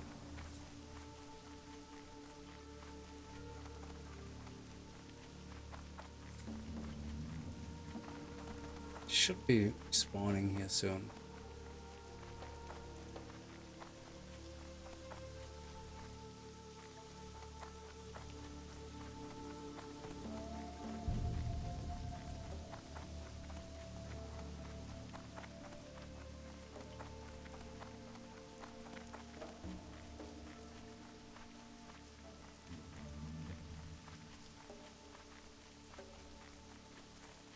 Just looking for a harpy.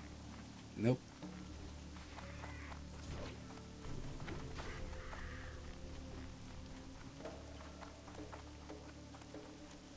Come on. Come on, harpy. Don't be so shy. Just want to talk.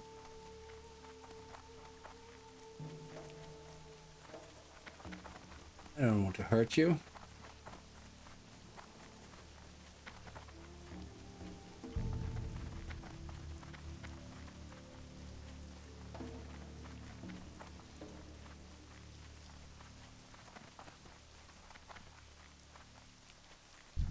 Ah, gotcha. I can go back to finding minerals.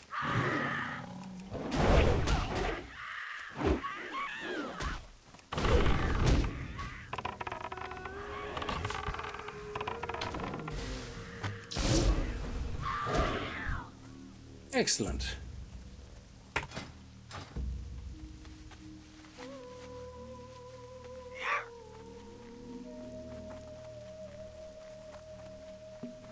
Now we can head over here and see if we can get the Yeti hide.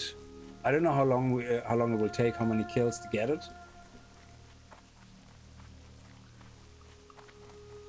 But then we do a lot of turning, so hopefully all of this turning gets us close to level 52. And then tonight, I'm not sure if I'm going to stream later tonight, but Terra Nova was... No, Terra Nova was a different one. Oh, sorry, you used to play Star Wars. Yeah, I love the Star Wars one as well, actually. Again, I preferred when there were subscription games.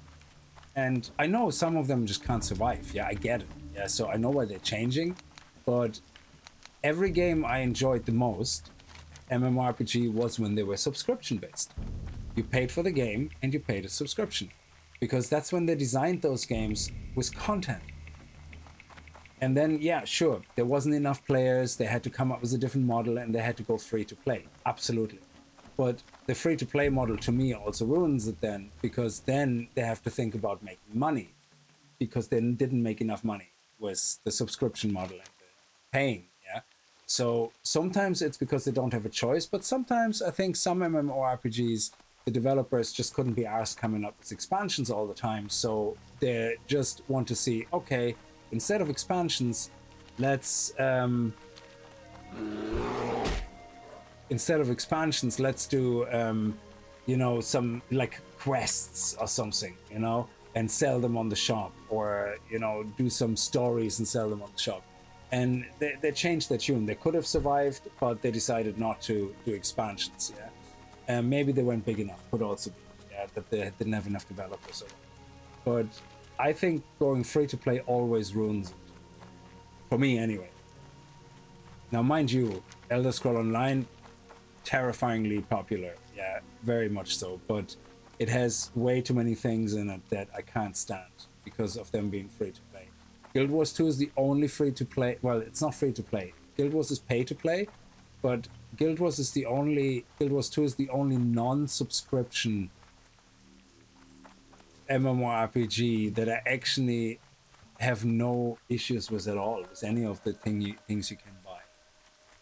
Because they did it in a really good way. So you can buy, for example, you can buy gold in there with diamonds that you can buy in the shop. So technically that means you can buy real, you can buy gold with real money. Yeah. Get up there. How the hell am I supposed to get around there? Jesus. I hate this Feralas so much when it comes to these things. I have to find these little paths up somewhere. Anyway, but yeah, didn't get this one either. God damn it. There we go. So first we have to get the drop item, which drops from them.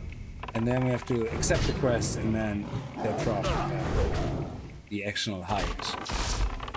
So, but yeah, most free-to-plays, like in Guild Wars 2, you can buy money with gems, and gems with real money. So technically, you can buy a lot of gold. And the first thing I was thinking was, oh, great. So basically, everybody can just use real money to buy gold, and then just buy the best gear from the auction house, and they win. So it's totally pay to win. But that's not the case, because first of all, the best gear is crafted. You can't actually buy it. You can buy the components for it on the auctions. That is true. But it does actually nothing for you, because when it comes to PvP, everything is normalized, which is great. So you fight someone with highest gear, with your gear that's not crafted as high yet, your gear is gonna be as good as his when it comes to PvP. It all gets, you know, and that's it, which is brilliant. So you don't get a PvP advantage at all. And PvP, it's PvP, you know. It's not that bad if somebody has better gear than you.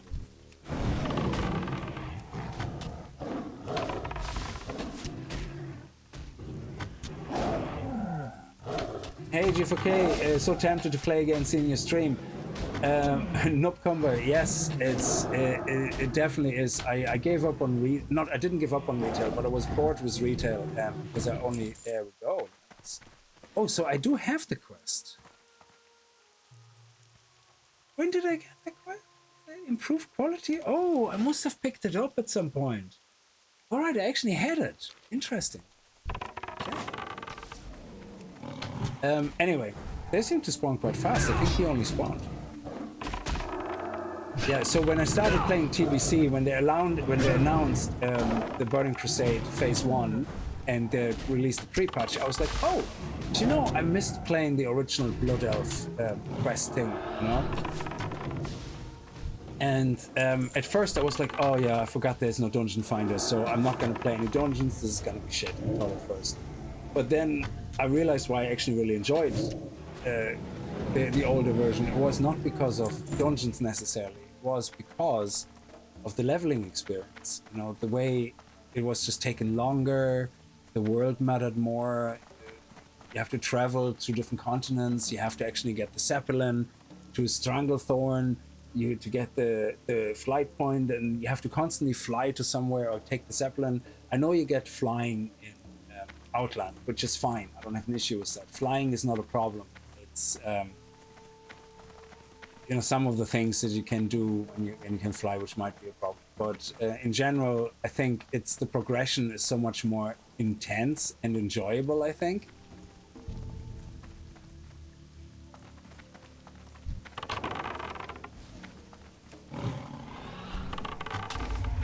At least these guys are still giving us XP, which is great.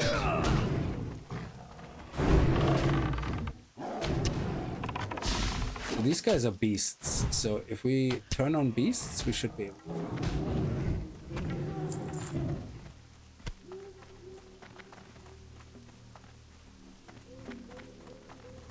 Oh, there's a cave? That, I didn't know that. Sexy. Is there monkeys in there?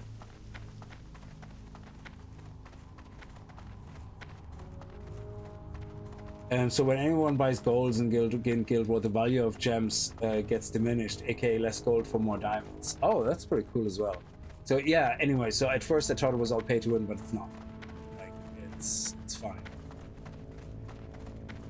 And as far as I know, at least not that it bothers me, like there is no benefit in paying money to get bigger storage or something, because storage is gigantic.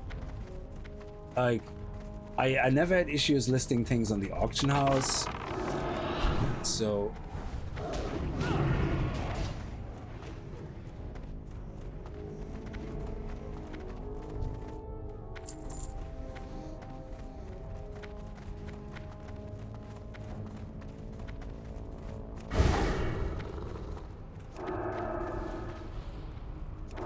oh my god, would you just let me select this guy?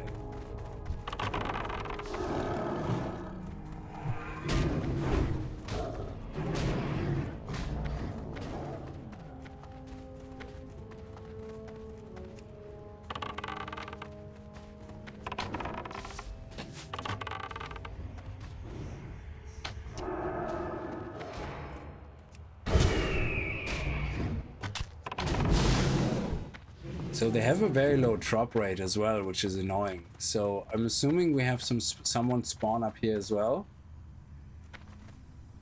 Okay, so okay. So let's put a trap here, just in case.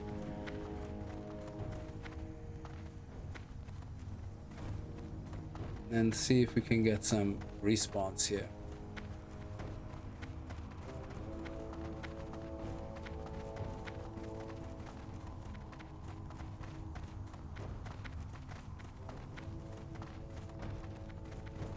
Level 51, nice. Yes, right. We're gonna be hopefully close to level 52 when we hunt all that in, but there's a lot of competition right now. Everybody's chasing the monkeys.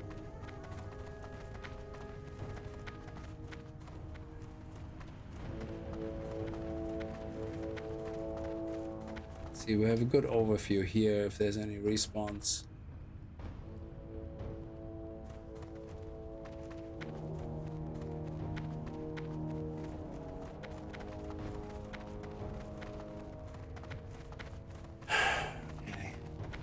I think we don't have a choice. We have to wait for respawns here in the cave. There we go.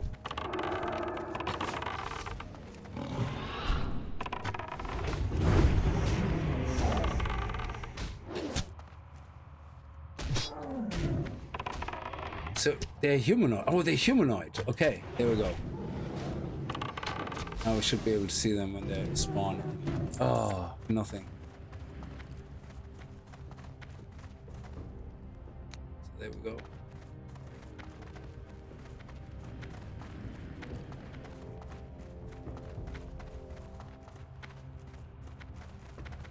Actually, put our pet to aggressive. For sure. Maybe up here put a bit of a trap. Something spawns.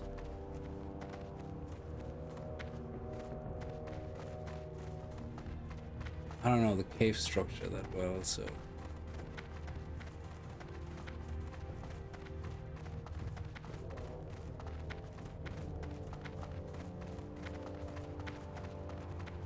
we're doing the circuit.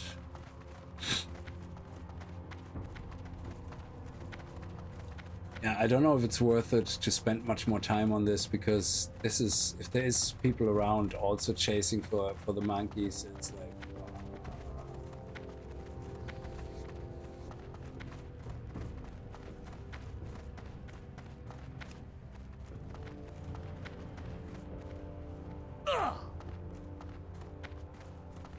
see, it's just not worth it. Yeah, as soon as one spawns, someone is tagging it, so it's, yeah, we're gonna skip this one for now. I can always do it between streams myself afterwards. It's just, right now it's not worth it. It's just too many people. And if it would be kills, it would be fine. We could team up, no problem, but this is about loot drops, not kills, which is people hate partying up for loot drops.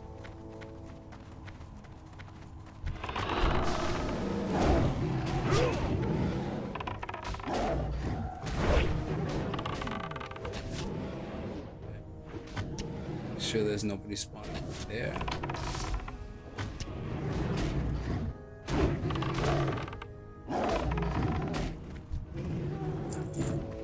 Oh, nice. That was lucky. Maybe we get one more before we call it. We're not going to quit the quest. I'm just not going to do it right now.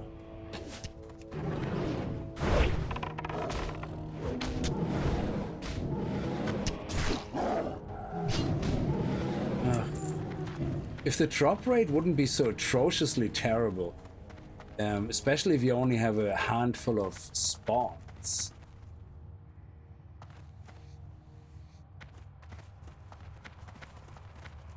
I mean, this seems to be a good location to sit, I guess. Because we can see if something spawns down there and potentially can... Ah, goddammit, I was able to reach it, but not fast enough. There we go.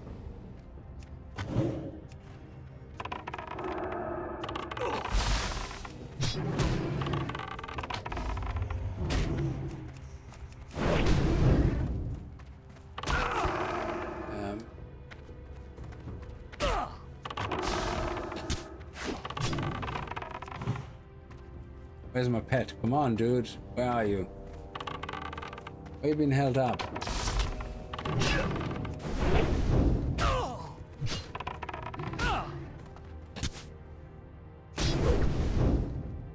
Oh my god. Okay.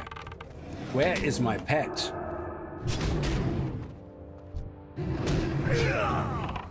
Okay.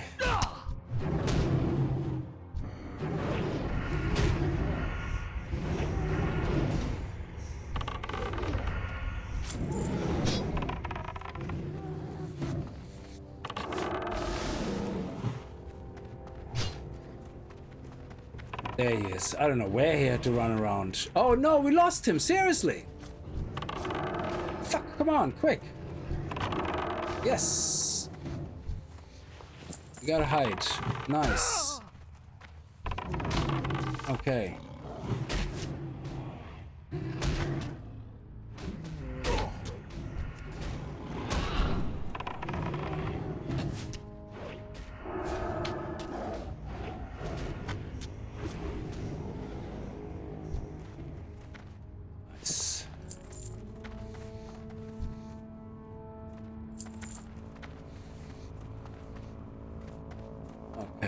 So how many do we have so far?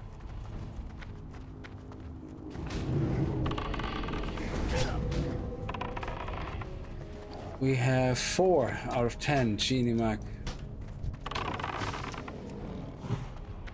Let's get out here.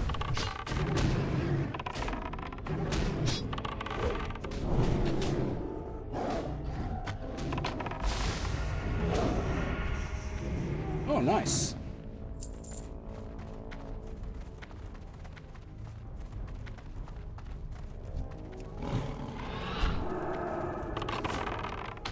Okay, fine.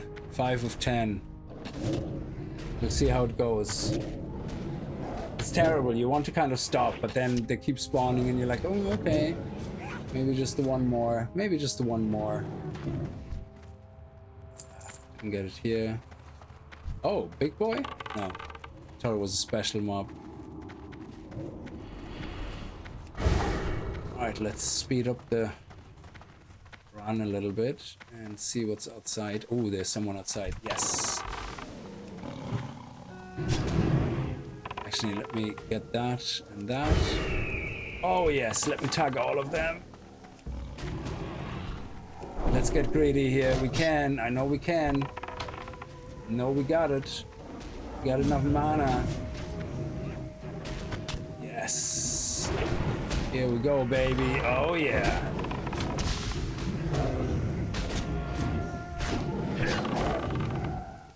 Okay, if we get 3, that would be sweet. Okay. I think there's another one down there. Yeah. Oh, yes. Okay, this was good. This was good. I love it. I love everything about this. Okay, so let's see. We got one.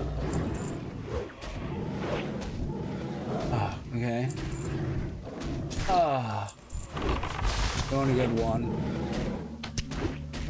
Yeah, the Skinner here, she's happy days. She loves it. Oh, I don't like the shield. Shield.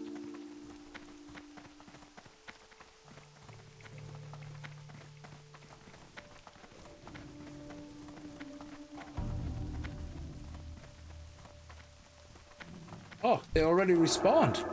Hell yeah. Okay. Actually, do you know what? The other person wants to skin this, so I'm just gonna take it. If I have the room. I do have the room, so it's fine. You get these two.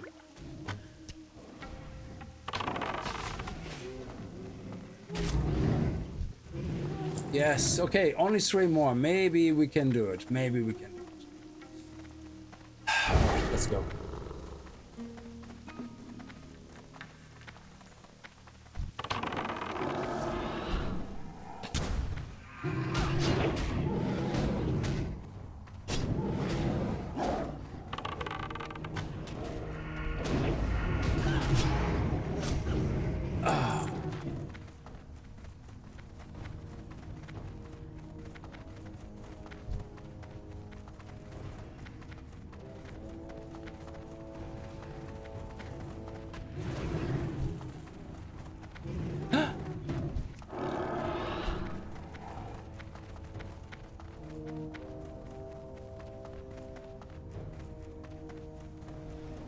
Yay! Is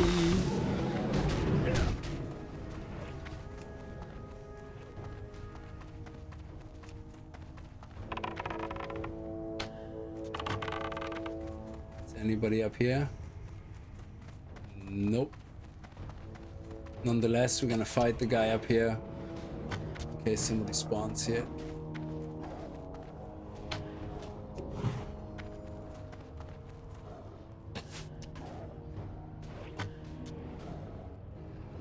Actually, this is a good place to also do a quick mana break, because we have a chance of them spawning here. Put my pet to aggressive.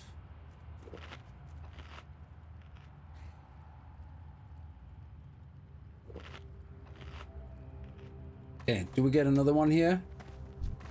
No. Oh, God. Okay, so something can spawn here.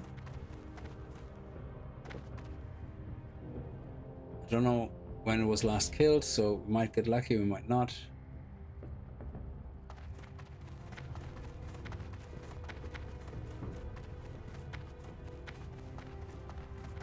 Looking at the map at the spawns, there's nothing here.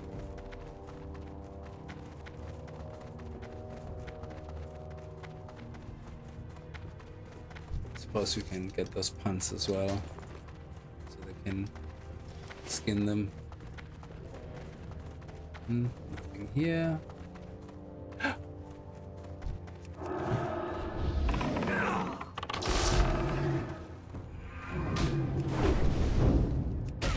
I don't know why my pet always has to run. Yeah.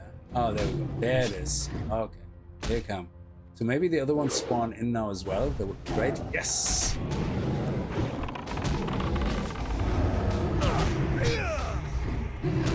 Okay, let's get out of that mode.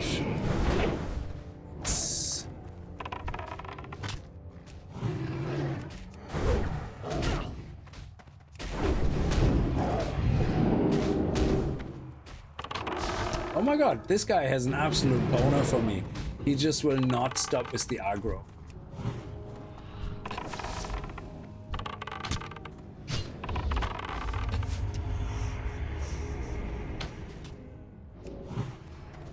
Okay, let's see. Yes, we got one back. Yes, thank you. A heal. That's okay. And okay. Okay, let me bandage up.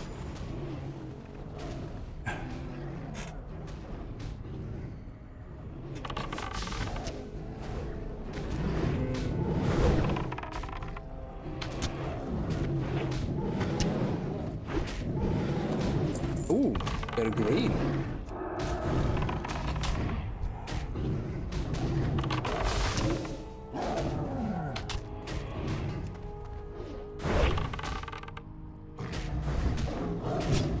Oh my god, we didn't get a single hide?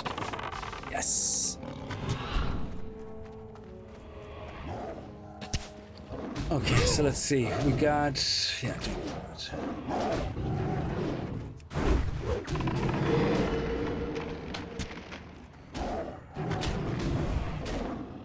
And...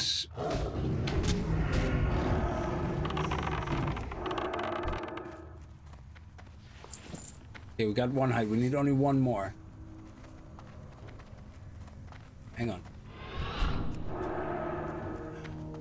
Okay, my pet is on the way. I hope.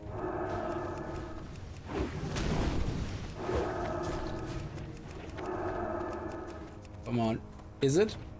Yes, it got him. Oh, that is so sexy. He actually got him. I love it. And there's another one right here.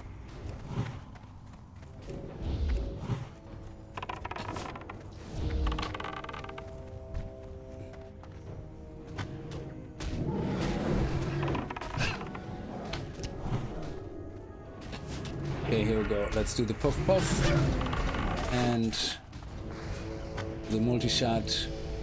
Oh, they're dead. Excellent. Is it? Do we get the last one? Oh, we're still one short. Okay, that's okay. Okay, feed the beautiful pet and eat.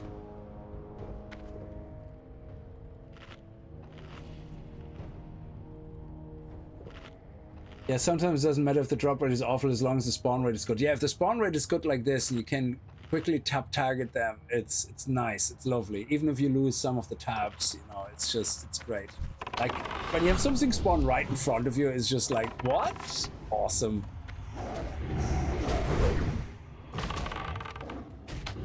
Let's see if there's something down there. Nothing there. And... oh, okay, let's go outside. Okay. Hey, Coops.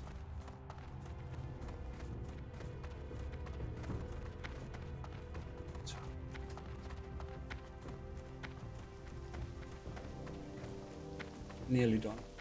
No, that's you out. There's one here. There we go. Quick. And another one here. Okay. Excellent. So between those two, hopefully we're gonna get the drop. I like the way that the paladin actually helps kill everything because they want to do the skinning. You know, because I think Yetis have like a chance of a special skill. Yeah, there we go. Look at that. Beautiful. Okay, that's it. Now we just have to hand in the dude down there and then we can hardstone back. That is awesome. Okay, I accepted it. Done. Oh, accept the perfect height. Hang on a second. I don't think we did accept that. Hang on a second. Show skipped steps. Show completed steps. Hang on. Dark heart. Accept the perfect. Oh, accept perfect yet. Oh no, we did have that. Accept. No, didn't have that yet. So I guess it's from handing in this. Show sets. So when we. Hang on. Elder risk perfect Yeti hide. What? Improved quality. Oh, hang on. Where do we hand that in?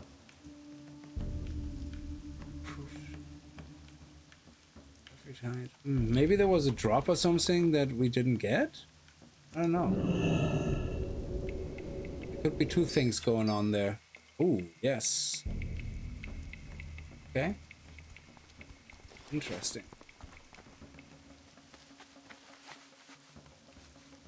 But at least, yeah, we had to... so, maybe the quest item, Perfect Yeti Hide, it just wouldn't drop for us. So... it has a very low drop rate, so if it would have dropped, fair enough. But you see, improved quality, that's different. So I guess what they wanted us to do was grind those hides. Oh yeah, and cash it. So they wanted us to grind those hides for this quest, hoping that perfect hide drops, which hasn't dropped. So perfect Yeti hide has a small drop chance to drop from those guys, and we just didn't get it. Yeah, perfect. Yeah, see, there you go. It's begins a quest. We don't have it. It's just that never dropped. So I guess that's what they possibly were also grinding for. But yeah, we don't need it. It's fine. Hey, yeah. Okay. Have a good one. We're going to hand these Glad I guys could in. help. Have a good one. It gives us... I don't know why he wanted us to take that again. I mean, it gave us 25. Keep it real. Oh, you know what? Taking this quest had zero to do with getting experience. It's just so we get the tool so we could minimize them, so we could kill them faster for the other quest. That's all it was about. So,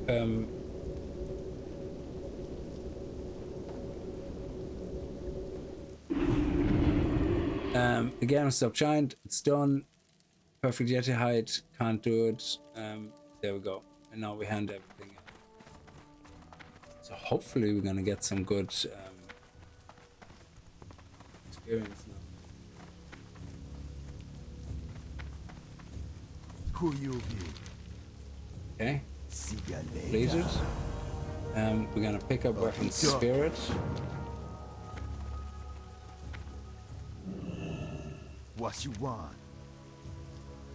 Oh. Later. Hang on, turn in weapon spirit. Oh, we have to let him do his thing. Okay.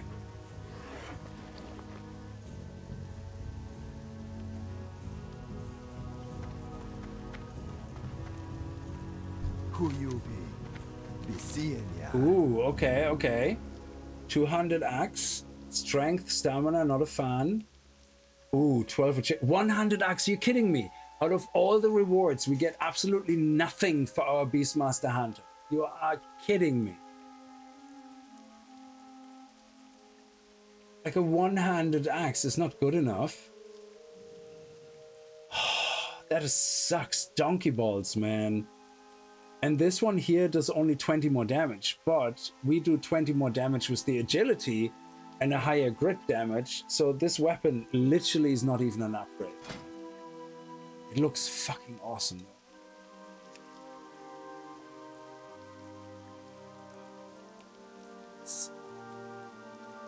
Later. Terrible, terrible quest rewards. Very awesome quest reward for a paladin though. Jesus.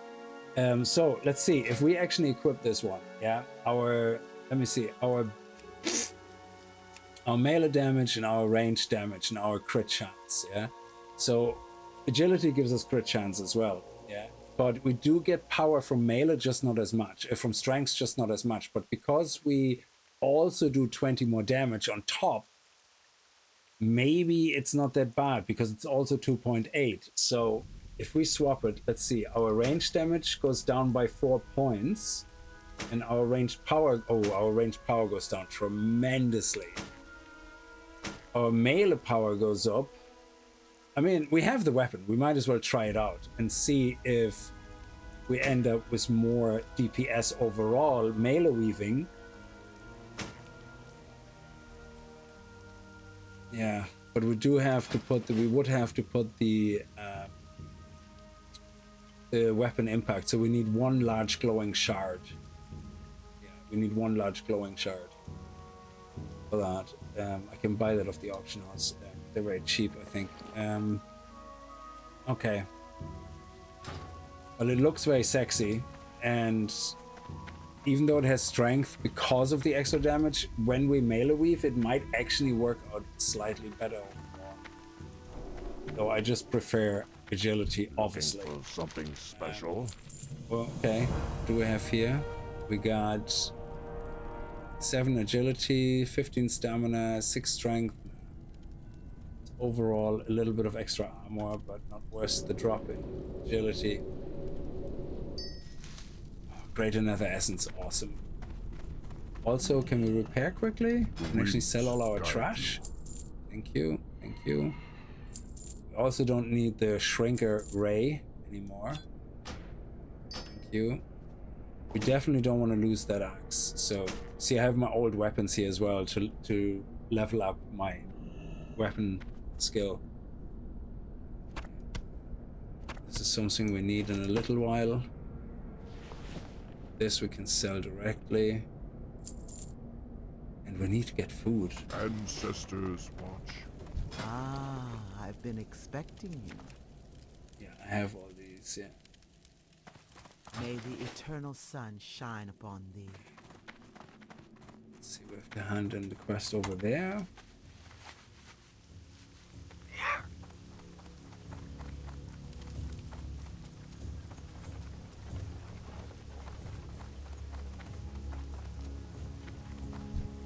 What brings you here? Okay. Farewell. Be careful. Dark Heart. Just terrible, terrible choices here. Okay. Ancestors watch over you. I'm gonna scrap that.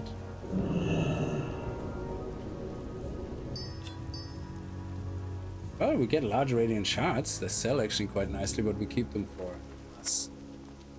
And now fly to Orgrimmar.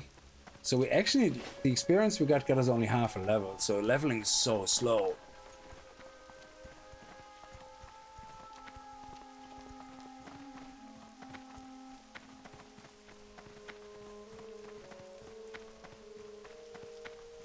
Oh yeah, what is the story? Who is that guy that actually sent me mails?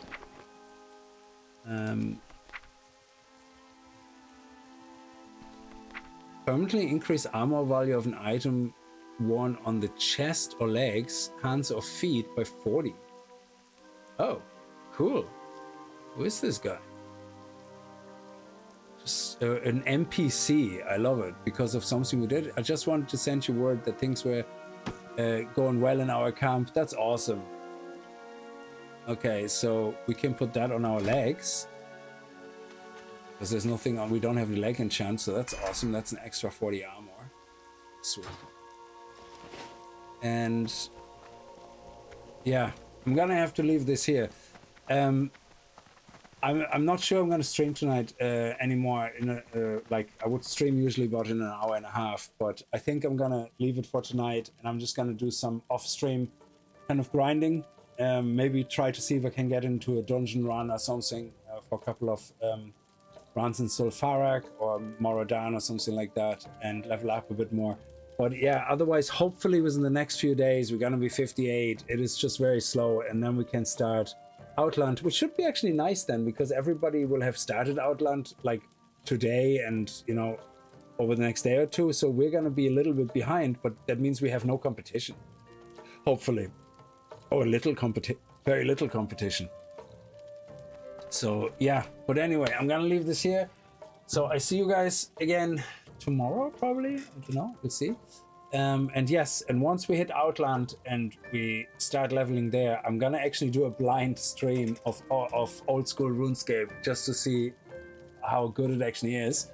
And that should be a lot of fun. But anyway, I'm gonna leave it here. So thank you very much for watching, and I hope you're gonna have a good evening and stay safe. Bye bye.